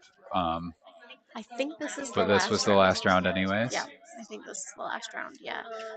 So I do wonder, I bet Ryan would probably be our top cut today, maybe. We'll see. We'll see, and we'll announce who won the event outright tonight. But very, very cool. Very great games of Flesh and Blood. I want to plug one more time for those of us still with us on the stream here. May 4th is going to be our ProQuest here at Gamers Gambit in Lake City, Michigan. If you can make it up, it'd be great. There's plenty of play space. We can have as many people as we need. Very cool event. You can get a hold of Gamers Gambit on Facebook. We'll talk to Greg about Greg the owner, about putting the Discord in bio.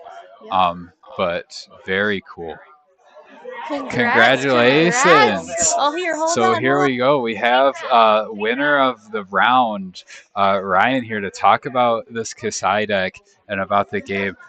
Go ahead, hit this button right there on the side. Yep.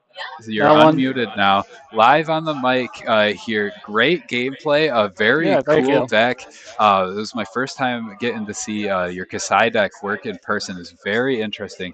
Kasai's fun. Her ability is pretty insane. Yeah, being able to banish those cards, basically give your Nourishing Emptiness dominate multiple times throughout the game, seemed to Yep. come in very handy.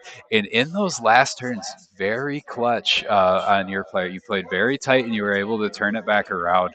Were you? It was that was difficult. Yeah, were you? Those crush effects were messing Yeah, with were you me. sweating there? I saw that when you saw those back-to-back Starstrucks. What was going through your head? So the first one I had the answer for, but then that second one I had an all red hand. Yeah. And I just knew like nothing was going to come in. So I had that nourishing hit. That's how I got to answer that first one. Yeah. And then that second Starstruck dealt 7, and I had no more attack. So I had a 5 intellect hand. Block 1, it went right back to 4 intellect. You couldn't do anything like, besides pass because notably Starstruck turns off your ability to swing your swords. Yeah. I saw very heads up blocking on Mickey's part.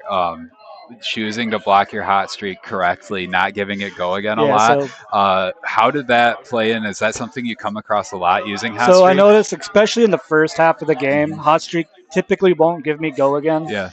People just won't block it, or they'll make sure not to block with attacks. Yeah. It's that second cycle when they've been pitching all their blue attacks, or like if their life is low. Hot streak is insane. Yeah. Because then like all they have now to block with are attacks. Okay. So it sounds like that was the end of the round. Thank you very much. We're pairing our next round right now. Otherwise, I'd keep talking to you. Yeah, I knew that was going to be pretty close. But yeah, congratulations and good luck in your next round. Yep. Thank you for commentating. No problem. Here, I'll take it. Thank you. So you heard it here, folks. We have one more round remaining here in our tournament tonight. We will figure out who that is, but it sounds like we'll be at the top table trying to see who's going to win the event outright here. So we've seen quite a bit here. We've seen quite a few unique heroes. We've seen a wide spread of matches. And it sounds like we're going to have Dylan and Josh. Oh, we're still deciding. We're going to have our top table here on commentary tonight, one more round. And we're going to get one more high-paced, action-filled game of Flesh and Blood for you Yeah, folks. we do have one more round. Again, 15 players. We do have 5 rounds tonight, which is crazy. With the drops, though, are we going to have 5 rounds? We were only on round 4. Are we going to have 2 more rounds?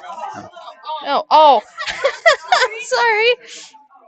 I just can't keep notes, guys. So what is that? It was 4. Will be the 4th round, not the 5th round. Oh, so there's 2 more rounds remaining. Oh, no, just one more? This is the last round. I think. I don't know. We've got it. You can go gather information. All right, I'll be right back. I'm going to go figure out who's going to be on stream, get the stream room reset and everything like that. Yep. Yeah, we'll find out who's in the stream room, what are they playing, and go from there. Exciting. It is 10 o'clock Eastern time now. We do play a little later to allow some people because a lot of people do drive to come here, sometimes up to like an hour and a half sometimes. So that's why we have so many people, even though our town's so small. Again, we are in Lake City, Michigan. This is northern Michigan. If you are ever in the area, make sure you stop by. We'd love to have you. Again, Fridays is CC. It happens at either 6:30 or 7 o'clock, depending on who's coming. And then Sundays, Blitz at 1 o'clock, which is our armory. So you can come by and see if you can win some promos or cold foil if you do well. All right, folks. Well, here we go. We are going to see Head Judge Dylan on KO versus Josh Johnson himself on Arachne. This is, in fact, the final round, folks. We're doing a little bit of pre-boarding here, but we'll be good to go and ready to play in just a little bit. We see Arachne here. They're on they're on the new weapon. Yeah, they're on Spider's Bite and the new weapon from Heavy Hitters, as well as Flick Knives, Findel Spring Tunic, Crown of Providence, and Black Tech Whisperers. This is original Arachne Huntsman as well. Very interesting. Able to have a Jace the Mind Sculptor-like effect on their opponent's deck. That weapon is Graven Call. It has Piercing 1, and you can destroy 2 silver to equip it with a +1 counter. Activate it only while it's in the graveyard. So I do think that means that Flick Knives will be very important. Flick Knives will come up. Being able to flick that Graven Call and get that added value out of it, very interesting here. So we also have KO here, the one-armed wonder himself, going to be playing a very high-octane brute offense here. I wonder what he's playing as his weapon. I wonder. I wonder. Good joke, streamer. KO will be playing the Maniple Claw, of course. It'll be interesting to see how Arachne is able to adapt to such a high-paced gameplay that is KO. Typically, your Arachne decks want to kind of sit back, do a little bit more of the control thing here, but KO is not going to let that happen very often. No, absolutely not. No, 100%. You almost don't want to let a KO set up like that. Mm-hmm. Yeah, I'm very excited to see. I wonder if you use Graven Crawl and Flick Knives early. I think that's a great question because the ability of Graven Call there is very interesting. It depends on your silver generation. It'll depend on his hits that he gets with his banishes for Arachne here. We see the players still doing a little bit of pre-boarding, a little bit of shuffling up. We'll be good to go here in just a bit. We're good. Looks like we're done with pre-boarding. We're presenting cuts here, and we'll have a roll to see who goes first. Now, as KO, do you want to go first or second? Probably second. We see a tie there, and Dylan rolling a 9, and Josh rolling an unperceptible number there. But I guess we'll find out who goes first. Who goes first there? I think we're at the point in Flesh and Blood where almost everyone wants to go second now. That's interesting. It looks like we're gonna see KO going first here. Now that's good because Arachne is a deck that likes to hang back and block here. So going second isn't necessarily bad for him because he gets to block for free here essentially because he'll be allowed to draw up in for turn. We'll see what. And Assassin, for some reason, does block extremely well. Just a little hint of warrior hate there. I see. We see. Shred should have been a warrior card. We see pitch 2 and a claw here, not wanting Arachne to get the hand smoothing that would come from the turn, and being able to arsenal here as the KO. You're going to be able to fire out with a 5-card hand, assuming no blocks. And more importantly, not letting Arachne filter their hand very much. That's true. Yeah, 100%. When you know a deck can. Yeah. So we see a hurl here. Yeah, I do think that is a hurl. Also a way to throw your Graven Call. Throw your Graven Call. That makes sense. Hold on. I'm going to pull up an Arachne deck here so we might have some idea. And we see Flick Knives used early. Flick Knives throwing a Spider's Bite here. Very interesting. And we see a Leave No Witnesses afterwards. Wow. This is a crazy hand. Arachne choosing to put that card on the bottom. And you see KO so far having not blocked anything here. We'll see. That Spider's Bite having hit will diminish Dylan's ability to block here. And we see an early equipment block from Dylan, blocking here and intimidating off of that Scowling Fleshback. I think he's hoping to get. I'm assuming so. Assassin does have a lot of reactions sometimes, so I'm wondering if he's hoping. We see a clash here. So I'm assuming the KO won that. KO did win the clash, getting the agility, so he'll have free go again in his turn, getting the value out of blocking. It's very interesting to see here, Flesh and Blood rewarding blocking with these clash abilities on these heavy hitters cards. Yeah. Giving the agility is huge for KO. KO wants to be swinging twice a turn minimum to really 100%. get the most out of his turns. So we see that Yeah. agility pop, giving his first attack go again, and we see a runner coming in. And that will generate another agility token for next turn. That's really what KO wants to be doing, playing these out, getting these Yes. agility tokens, and just presenting consistent Presenting damage. a consistent, 12 plus damage is what we see. So this runner coming in for 6 with go again. Dylan has a resource floating here. Not quite a full charge on his tunic. That'll come next turn, and the agility token with the tunic being at full is very useful. Very good. On his next turn here. Arachne has to think very carefully about whether you block this vanilla 6 or if you block the next attack coming up that could potentially be for more. Oh, he is going to sink it. Right, we see a sink below here. So it's still coming in for 2, no reactions. Chooses not to sink a card. Yep. Now we see a Savage Feast coming Allowing in, for discarding the the Pack Hunt. That's going to create a Might token for Chaos next turn. He'll have a Might and Agility. And Savage Feast will get the bonus. Or we'll draw a card, rather. Not get the bonus. Oh, draw a card. Yep. This does not have go again, but that is Arsenal. Yep, that is an Arsenal, so KO will be able to come back with a 5-card hand. And we see another sink below from the Arachne here, really mitigating the amount of damage KO can do. And this is kind of what Arachne wants to be doing. They want to sit back, they want to play the control game, really muck the top of your library as best they can, and rely on their defense reactions to help get value. Now, we've seen a little bit more of aggressive play out of this Arachne, using the flick knives, throwing their daggers, but we do know that Arachne is able to get daggers and things back through attack reactions. Correct, 100%. I'm surprised that they didn't that he didn't flick the Craven Crawl though.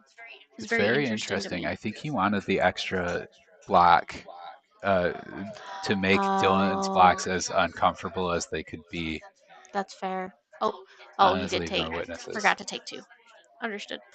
Again, casual Ariel. Yep. It happens. The stakes have never been lower.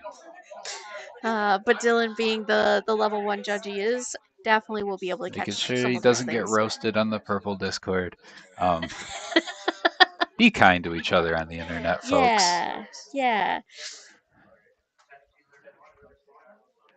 We're seeing Arachne, or Josh on Arachne here, thinking through his turn, being very deliberate 100%. With his plays. He's got enough time to do so, and he wants to make sure that he doesn't make a mistake against such a high-octane deck. It's true, 100%, and a high-octane player. Like, honestly, Dylan's a very good player. Dylan taking a page out of Josh Love's book, putting the challenge coin on top of his arsenal. He is a set your cards down gamer, not flicking his cards. I appreciate that very much. Being on commentary, it makes it very hard to read. yeah, 100%. We see a Codex of Frailty being played here, getting that Leave No Witnesses back out of the thing, and importantly, Dylan already had an arsenal, so he gets nothing out of it besides a Frailty token. That's true, 100%.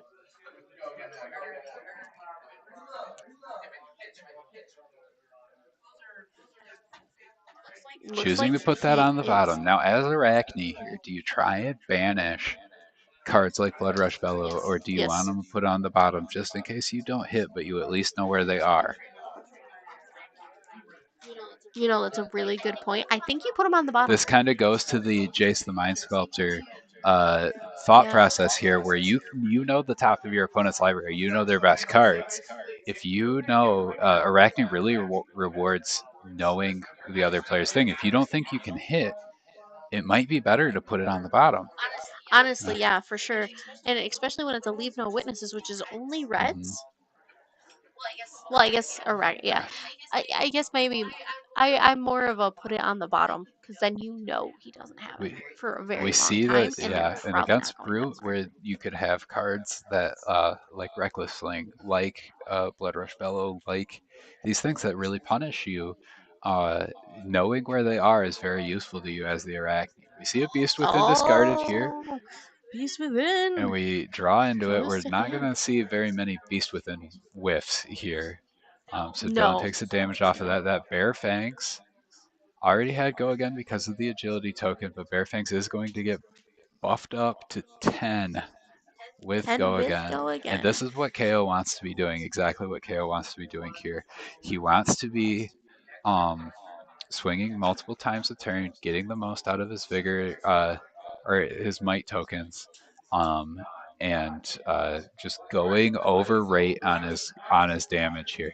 Now, 100%. And we know he drew an agile windup, so he does have an agility next turn. we see Dylan here not playing out of his arsenal, not using his claw here because of that frailty token representing negative value here. Now Dylan can just play out of hand and ignore that frailty token. So he is seeing a spreading plague and 2 death touches being blocked. Very interesting. This is more of an aggressive build on this Arachne deck. We're not necessarily seeing a fatigue build deck. It looks to be more of an aggressive thing with spreading plagues and these death touches. Oh, so it looks like he did pitch the agile windup. We do see a claw here. Has a frailty though, so that should be coming in for 2. Dylan catches it. Caught it. Yep. So this is a claw for 2 with Go Again here, but he does have a resource floating and a fully charged tunic, so he could attack an additional time this turn. I would be very surprised if he didn't. We see the tunic counter removed, and we see a swing big coming in for 8. If this is blacked out completely, the opponent will get a Quicken token, but having seen 3 cards blocked on the initial attack there, I don't know if Swing Big's going to be blocked out. This is not a Blood Rush Belly's turn. That came in for 10, 2, and 8. That's 20 points of damage. On a non-Blood Rush Bellows turn. Non-Blood Rush Bellows turn. It is insane the amount of damage KO can push out over rate at the cost of having to discard cards sometimes. But you have cards like Beast Within on this turn that mitigate some of that that downside. So we are going to see a sink off of the Crown of Providence block here. Josh fishing for some sort of D-react here to maybe get that Quicken token. Assassins make good use out of Quicken tokens. Yeah. We see... did end up only taking 3. But it's still hit. And this is what I was talking about earlier when I was... you got to make the decision. Do you block the first attack that you know about, or do you save it for potentially a worse attack down the line? I mean, he blocked the 10, the 2, and 5 off the 8. But you're right, his armor is now fairly broken, and he has a 1 card hand to come back with. And it is a Hurl. 1 card hand coming back could throw that Graven Crawl. Now, Arachne doesn't hate playing 1 card hands. A lot of assassins are 0 for 4s, don't have Go Again anyways, and they can banish the top of your deck and generate resources for the Arachne. This Hurl isn't necessarily that. This is trying to go wide, but we do see a clash here. We do see KO winning the clash here and creating an agility token here. Which, let's be real, KO's going to win most of the clashes. Against, you know, Guardian, then maybe that's we see not KO true, taking the damage off of that Hurl, not blocking, doesn't need to, is going to come in, or did block out that Hurl. Didn't need all 4 cards in his hand. Yeah, and to note, the arsenal is now back up to full strength. Saw Dylan for a second tap that Scabskin Leathers there. I thought we were going to see an activation. We did not see that. We see a Pat Call instead. That's going to intimidate a card. Now, Pat Call comes in for 6 here. That's a blue Pat Call coming in for 6. And that'll kick it off. That came from Arsenal too. And what's crazy to me, and I think a lot of people are feeling the same way, is that KO can now run these blue 5s that block 3 because being discarded off the top, it doesn't matter. Because KO's ability, of course, makes them 6s everywhere but on the chain. 100%. So we do see a card coming down to block here. Josh taking 3. KO can do what Ninja does. Oh, we see a Cast Bones here. We're going to reveal the top 6. and see how many 6 or greater power attacks we see. So far, we've seen 2 whiffs. Oh, man. Is Enlightened Strike a whiff? Enlightened Strike is not on the combat chain, so it is a... These are all hits. This is 6 hits on KO here, so he's going to make 6 might tokens. Yeah. Off of the cast bones, and he has an agility token. Next turn is going to be huge. And all of these go on top. Although, look at what is on top, though. You don't necessarily want to see 3 Yeah, he has a Enlightened Strikes 50-50 on shot top. of getting an Enlightened Strike or a Brute attack, and he wants to see the Brute attacks. Now, granted, Cast Bones does not have Go Again. Dylan does have a card in hand, so at minimum, he's probably arsenaling a Brute attack. Yes. Here, so he will be able to do at least that, but we have to see if Josh can really pressure Dylan here. Well, I mean, he's going to have to because it's going to be... His next attack's coming in for a lot. His next... And Go Again. Yeah. That's the agility is. Yeah. We're prepared to see an explosive turn coming out of Dylan next turn. We have to, Josh, now's the time Josh has to pressure Dylan. He has to take cards out of Dylan's hand. But Dylan being at 35 life can take a lot of damage. What he's fearing right now is something like a frailty token or an inertia token. Yes. I do think... See Graven Call coming in. Tunic counter being removed. And we're seeing a surgical extraction here. We see another card get bottomed. Now surgical extraction is going to come in, and that's going to look at Dylan's hand, and it could banish his blues, taking away his gas. This is what Josh needed to do in order to mitigate those might tokens, because at the start of this turn, those might tokens are popping no matter what. So he did pitch a blue shred. Yeah. I'm curious what's in his hand and if it's a reaction. That is true. Shred, known assassin reaction. It's very strong. Very strong assassin attack reaction pitched there. So you have to wonder what's in his hand if he's pitching a shred. Yeah, exactly. We see Dylan thinking very hard about his blocks, thinking about how best to get the most value out of those might tokens, because those might tokens are popping no matter what. Yes, even if you don't have an attack, they are popping. Yeah, he doesn't want to waste the equity off of that cast bones there. He wants to get the most out of it, so he needs to balance, how do I block out the surgical extraction, and how do I get a turn? Or do I block it out at all? That is a good point. He might be confident enough in his attacks in hand that you can take whatever you want from my hand. Mm-hmm. We see a double block here. And with his Apex Bone Breaker, he's blocking for 7 here. Apex Bone Breaker giving another might token. You can tell Dylan plays against a Dory player a lot. We see it blocked out for 7. The attack we didn't see an attack reaction. We don't know what that card is. So Josh is arsenaling an unknown card, and we're about to see a massive turn out of this KO here. Massive turn. First with 7 might and an agility. So the first attack is getting minimum +7 and Go Again. Oof. Now, saving grace for Josh here might be that the tunic is not fully charged.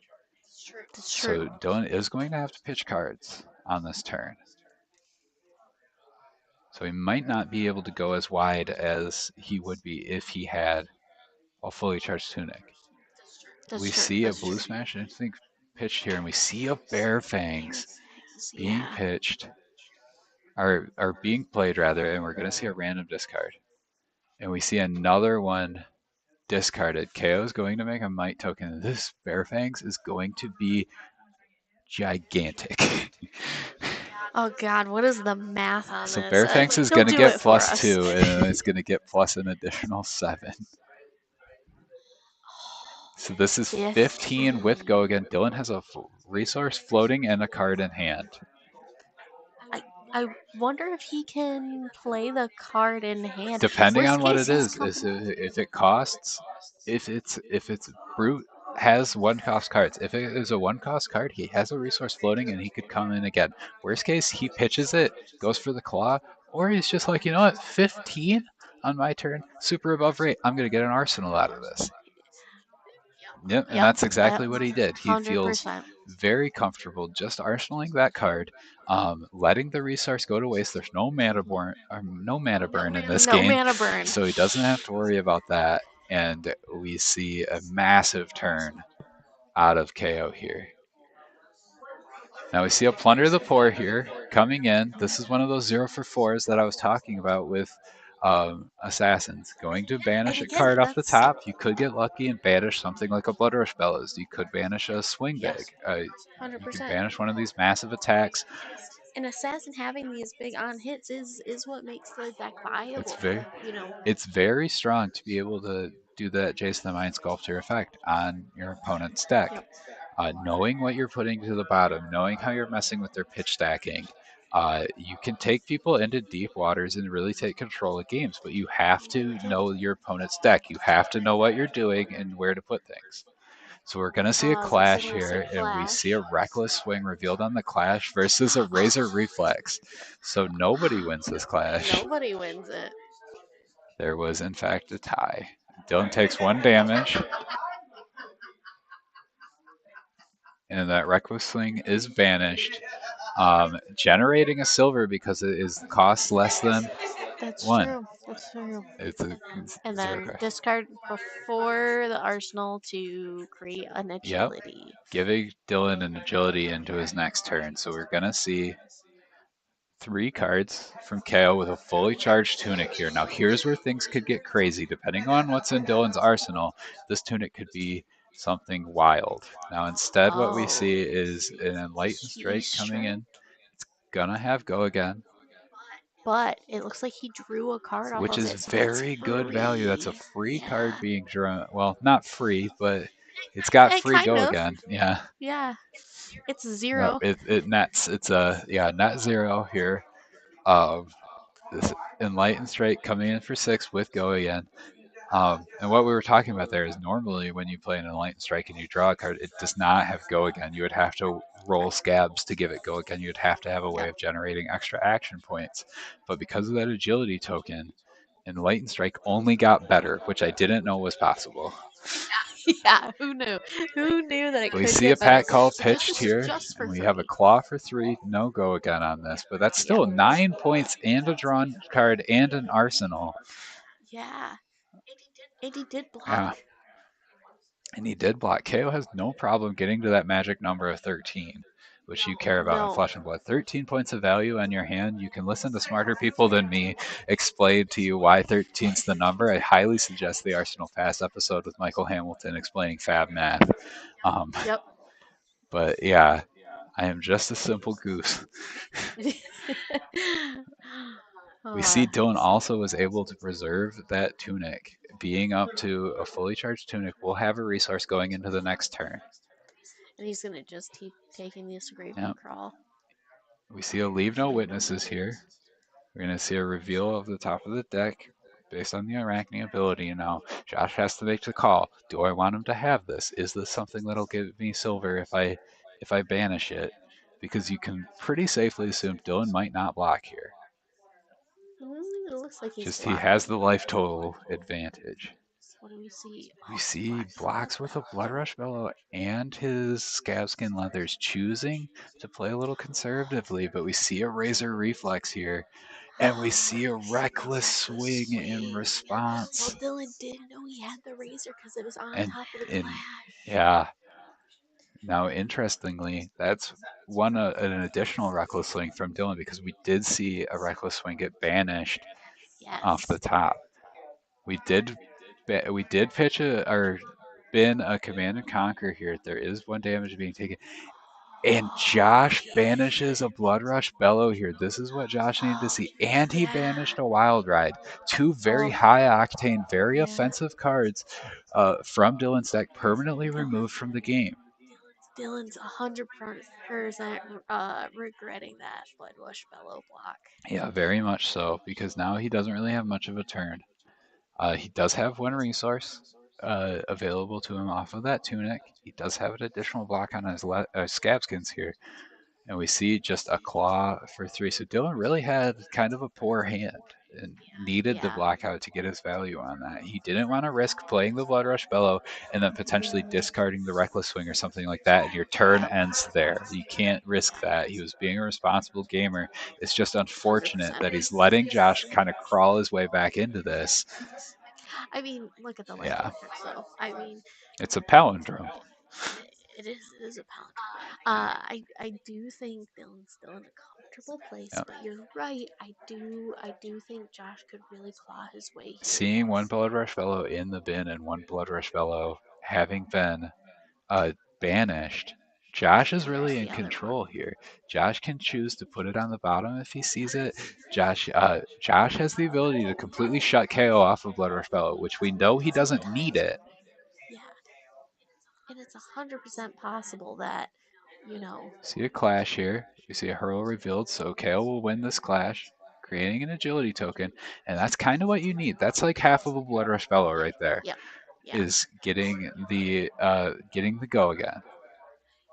Yeah, I do think it's possible that Dylan never sees a Bloodrush Fellow the rest of the game because of Arachne's ability. People sleep on the Jace the Mind Sculptor effect, which for those of you that don't play Magic probably don't know what I'm talking about, but it's a very strong effect. Being able to manipulate the top of your opponent's deck is very strong, especially against these combo-centric decks like Brute, where you need specific cards. Another reaction from the Arachne. He's able to look at the top 3. Is that extract answers, I believe. Oh, he just showed it to us and I missed it. Good attempt, Dylan, but we didn't get to quite read that. Appreciate it. We see this new reaction. He's able to look at the top, reorder them however he wants, and he gets to banish an agile windup off the top. This is Coercive Tendency. It is a new heavy hitters card. Arachne Specialization. Look at the top 3. You put them back in any order, then banish the top. If you complete a contract this way, your assassin tech gets go again this time. So he banished an agile windup and then was able to banish another card off of the top. We see this agility pop. Dylan has 3 cards here in a full tunic. So his first attack will have go again here, and we might see him go wide and really pressure this Arachne's hand. But we're seeing Arachne really control the game despite being at a lower life total. Yeah, 100%, and I think that's where Arachne really shines.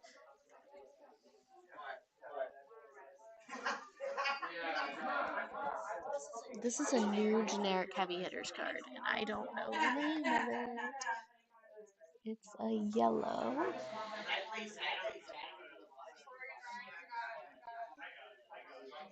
Eventually, we're gonna learn all of these cards. This is Sun Packing. Sun Packing. Yes, this is a Sun Packing for 6 with go again. Here, sorry, I was adjusting my mic. You're all right.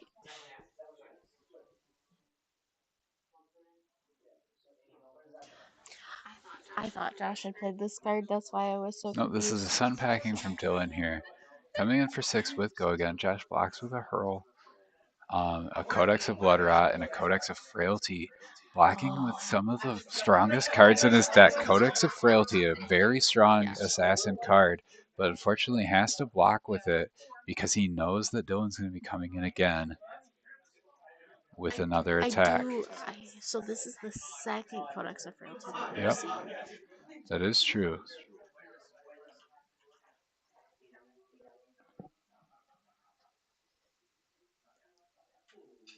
Dylan choosing to Arsenal here. Letting him play it. He's got the life total advantage. He's good. He probably never has to roll scabs this game, and he can just kind of sit back, play his 5-card hands, and really he could slow down a little bit. But you don't want to slow down too much against Arachne because that's where the control aspect comes in.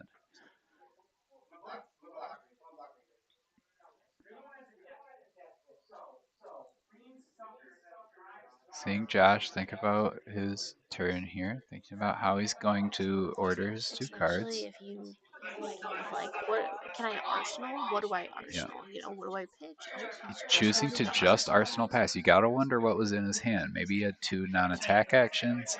Exactly. And then you have to think, like, isn't it worth attacking for 1 in that? We see a wild ride here, pitching an agile windup. Going to go ahead and discard another wild ride. That's going to proc KO's ability here, and this wild ride is going to have go again. Yep, and it will also make a It should might. make a might token here if Dylan didn't miss his missed it. trigger. That happens. Yeah, that happens. Playing such a deck like this where you're generating tokens a lot, you're drawing and discarding cards, you're taking a lot of game actions. It's easy to miss things like tunic counters, like making tokens and things like that. Again, casual REL here tonight. We're practicing for the upcoming ProQuest May 4th. Good news, you won't have to play against Dylan's KO deck, though, because Dylan will be the head judge at that event. It is true. We will be streaming that for those of you that can't make it with Kittens and I on the mic commentating. Yes. We see a double block here from Josh covering up that wild ride, and we'll see a claw come in 4-3 with go again because he did discard a 6 or greater power this time. Oh, he did end up making that might. He did see it. See a clean block here covering up that claw, and we're going to see a command and conquer come in at the end of the chain. And this is what I was talking about earlier. How do you block KO? Do you block the first attack that's just vanilla damage, or do you block the last one? You never know. And you never know when he has 3 attacks. He could only have 2, so then you just wasted some of your block that could potentially change the game. You just never know. The thing is here is Dylan is a smart player, so he might be paying attention to things like that. If he knows Josh is going to block out everything, maybe he does play the save it for the end. And if Josh were to switch, start blocking out on the end, Dylan might be able to swing it, reorder for the beginning. Now we see at the end of Josh's turn, Dylan, because Josh could only draw up and pass, Dylan was able to discard the agile windup. And we see a runner here coming in for 7 with go again. It has made an agility token, so Dylan's set for his next turn. Another turn where he doesn't have to roll Scabskin letters. Yeah, that's why KO's no longer KO. He's more Kevin. You're not rolling dice anymore. He's so consistent. Very consistent deck here. You're always going to be discarding 6s, unless the very odd case where you don't. The math is very in your favor when it comes to this deck. So we see Josh taking a second here. His life total is getting a little precarious, so he has to decide about the 7. Dylan still has 2 resources left. He could leave that card in Arsenal. He could. And could still have an Arsenal card next turn. It's entirely and how possible. important is that Arsenal card? Extremely, if you're looking to have an agility turn. If you're trying to set up, maybe he did draw into one of his combo-centric cards that he needs to. It could be a Cast Bones. It could be a Blood Rush Bellow. It could be a Reckless Swing. And if he gets Josh to a low enough life total, he could just be sitting on that, not wanting to. Or it could be an attack, and we're about to see it come out. It's really, 100% could we're seeing the resources removed, and we see this swing big come from Arsenal. It's coming in for 8 here. If Josh is able to block it out completely, he will get a Quicken token. Assassins can use that. It is really good in Assassin, but you gotta have the cards to use Important to remember, though, Quicken tokens don't just go away. You can bank them if needed. However, chooses to take all 8 of that damage. You gotta wonder what he has in hand. He's got 2 cards. It is Reckless Swing. Yeah, he is in Reckless Swing range. But you gotta wonder how often does that come up? How many does KO run? It's a good. These are the things you gotta ask yourself playing against a brute. It makes the class very dangerous to play against in the low life total range, because some brutes run none. Some run 1. You could run 3. It really depends on your build of brute, and you don't know unless you've played against an opponent a lot of times. So we see an attack coming in for 4 here. This looks like Eradicate, so we're looking to banish yellows, which brutes do run quite a bit of yellows. especially now. See Dylan wondering about whether or not he's going to let this hit. Has the cards to block it, doesn't have the resource on the tunic anymore, so he does have to take that into consideration with his blocks. If you're Dylan, do you block with tunic now? Do you really think there's going to be 3 turns left? I honestly, if Eradicate doesn't pull cards from my hand, I don't know if I block at all. That's true. That's true. We see Black Tech Whisperers giving the attack go again as a reaction. Dylan opting not to do anything. Just going to take 4 here. Just going to banish 4 cards from the top of his deck. We see a Castbones, a Pack Hunt, a Command and Conquer, and a Savage Feast. Very good cards. All red, though. That's got to be devastating to see if you're Josh. A complete whiff on the Eradicate. And we see a Codex of Bloodrot being played afterwards, giving Dylan a Bloodrot Pox token. I'm never able to remember what the other codexes do because you're just so used to the Codex of Frailty. We see Dylan's going to come back with his opponent on 1 life, getting free go again off of this agility token. Has to worry about the Bloodrot Pox token, but honestly, he probably doesn't pay for it at all. He just ignores it. He's got 5 cards to punish Josh here. Josh is really hoping to see some defense reactions. He does have his tunic available to block with. He does have his flick knives available to block with. So he does have some. And I think we'll definitely see those blocks for this turn, without a doubt. We see a swing big for 8 coming in with go again. 8 with off of that agility token. It is amazing how much work those agility tokens have put in for Dylan in this game. Do you think the people at LSS wonders if they put too much agility? You know, you gotta wonder, but you have to assume they play tested these cards, so they're pretty comfortable with what they're getting. We're gonna see a full block here because we have to see a full block here for the game to continue. Exactly. Josh is going to get a quicken token here, but you gotta wonder, is it going to matter? We see a Smash Instinct that's going to intimidate a card out of hand. Josh will not be able to block that out completely. And we see Dylan take the win off of KO. What a performance by KO here. 26-0 into the life total read at the end of the game. And that is just astonishing how much value KO gets out of those tokens, off of those Castbones, not whiffing at all. Yeah. It's nuts. Exactly. The agility is insane. Yeah. I mean, Brute, we've always said Brute's biggest downside was they didn't have go again. Yeah.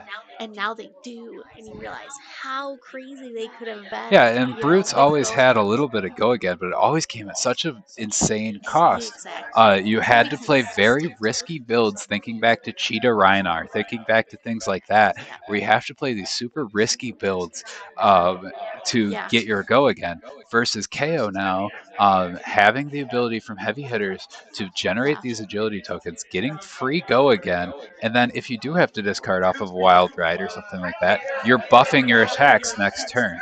It's a very cool combination of a setup deck and a setup combo deck and just an all-out aggro deck. Yeah, it's a setup. It's a setup aggro deck, which I'm not quite sure how that really works. It just generates so much value over the course of the game that he can do some heinous things. And Arachne, it's not like Arachne did nothing in that game. Arachne kept Dylan off of that Blood Rush Bellows all game.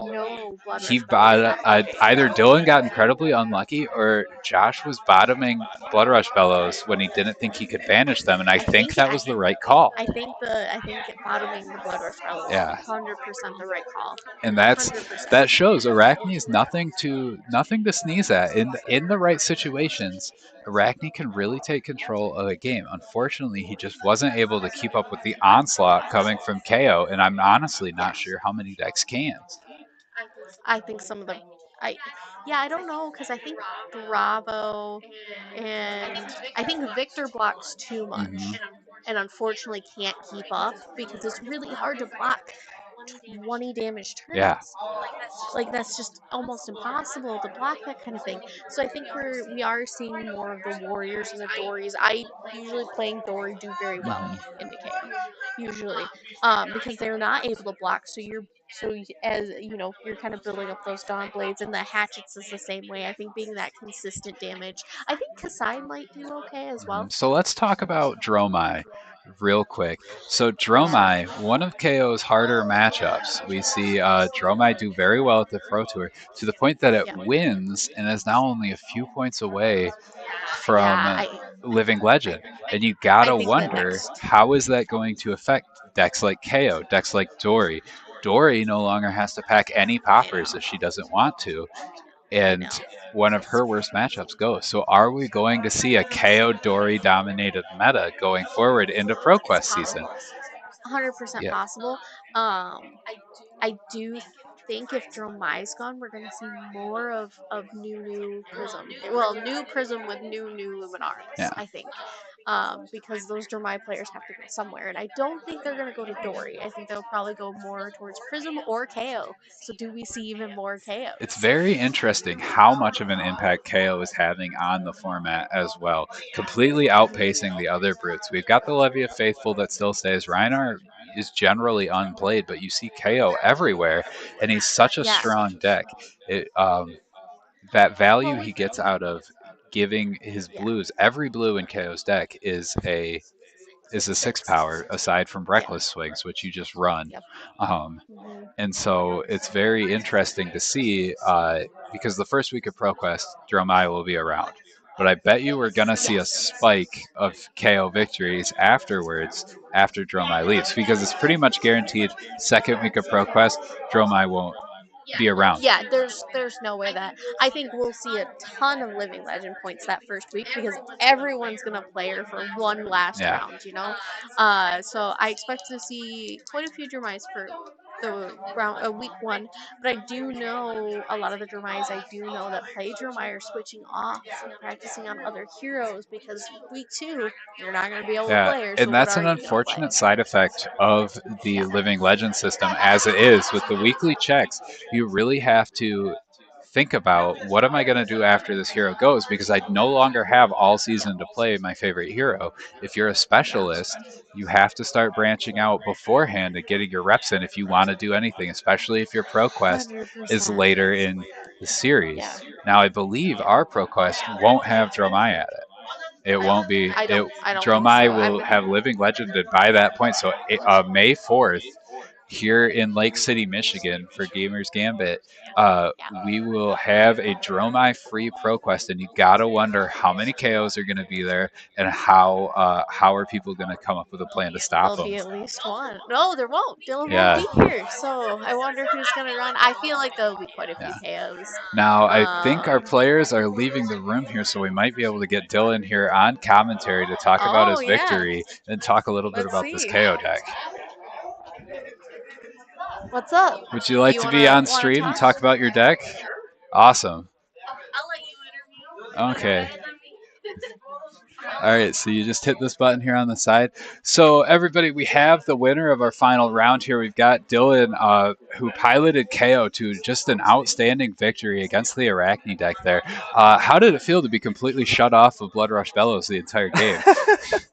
You know, it was a pivotal turn where I'm like, okay, I want to preserve this Blood Rush in Arsenal, so I'll give the Blood Rush from hand and a couple of extra cards and just pray he doesn't have a 0-cost attack react. No Blood Rush Bellows for me. Yeah, we saw the one get banished from Arsenal, but we also saw just how strong Arachne's filtering effect is, being able to bottom Blood Rush Bellows and other cards to keep you off of them as best as he could. It felt like for a while there that Arachne was controlling the game, even though you had such a massive life total lead. Yeah, you know, I felt like, you know, yeah, him being able to buy on those cards to mitigate the Blood Rush Bellows.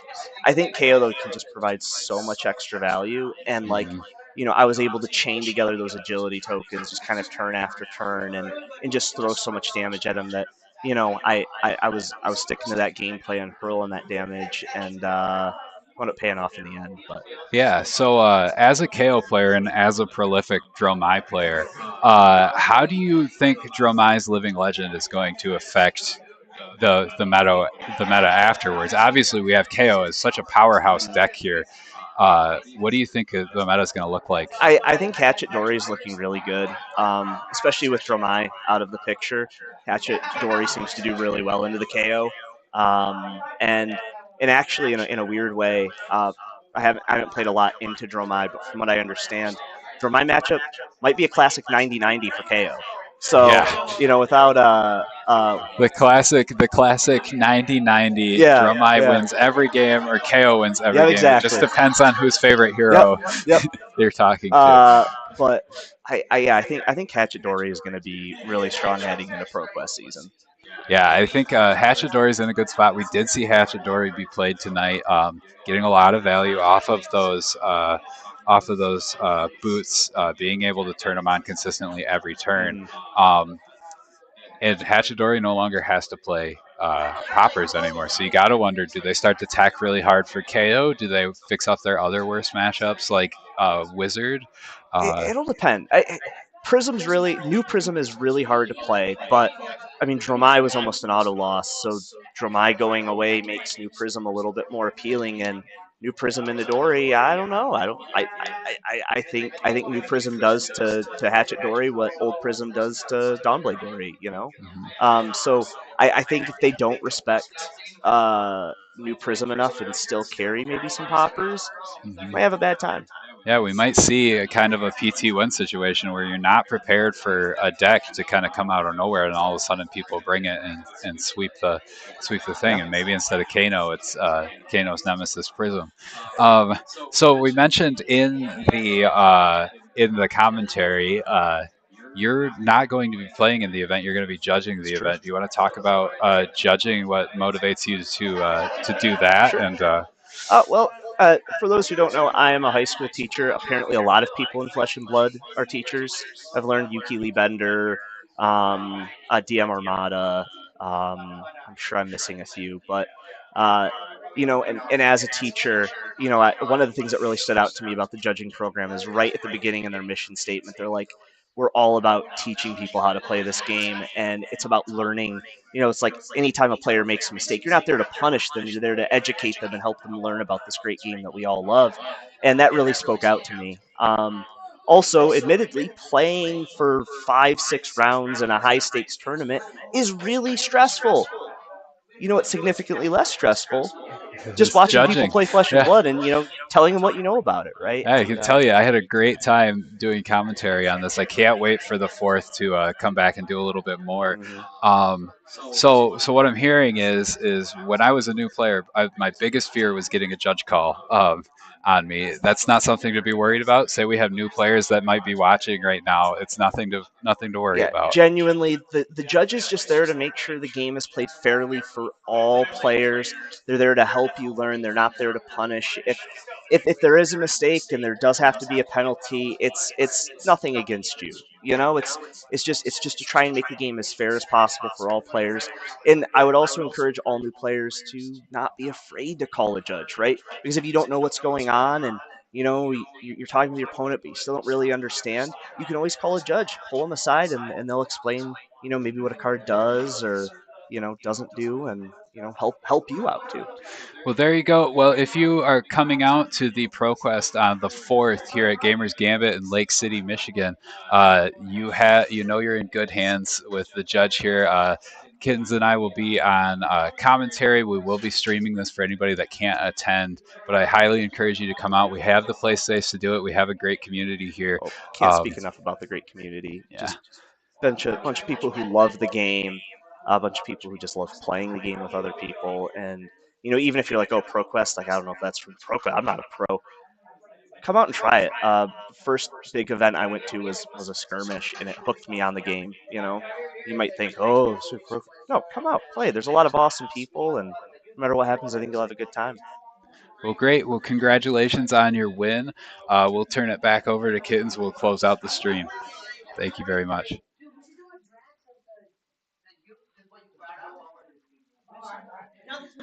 Hello, hello. All right. Well, I think that was our last round. So there you have it, folks. Do we have a winner of the event tonight? I believe it was Josh. Josh ended up, that was his only loss. That was his only loss in the final round. So we did see an Arachne take down the entire event. Very impressive, losing in the last round. But that was his only loss the entire night. Very impressive from Josh. So yeah, that does it for the event. That was our last round. Thank you very much for hanging out with us in chat. We really appreciate your viewership. Anything last you want to say to the people at home? I think Dylan kind of covered it with the ProQuest, but also, you can come hang out at Gamers Gambit. They're only closed on Tuesdays. Make sure to go to their Facebook or our Facebook. I'm not a employee, so Gamers Gambit Facebook. Also the Discord. Like I said, we talk in the Discord fairly regularly, so you can always find someone to chat about Flesh and Blood with, or Pokemon, or Yu-Gi-Oh. Those are the three bigs, and then trying to build a Magic community here. So awesome. Like Magic. Well, thank you for being on commentary with me. Thank you. Thank you all for watching. And the only thing I want to say is we spent a lot of time talking tonight about community and building good community and good friends and everything like that. Be kind to each other online. Be nice to each other. Come out, support your local game store, and just, be kind. Thank you.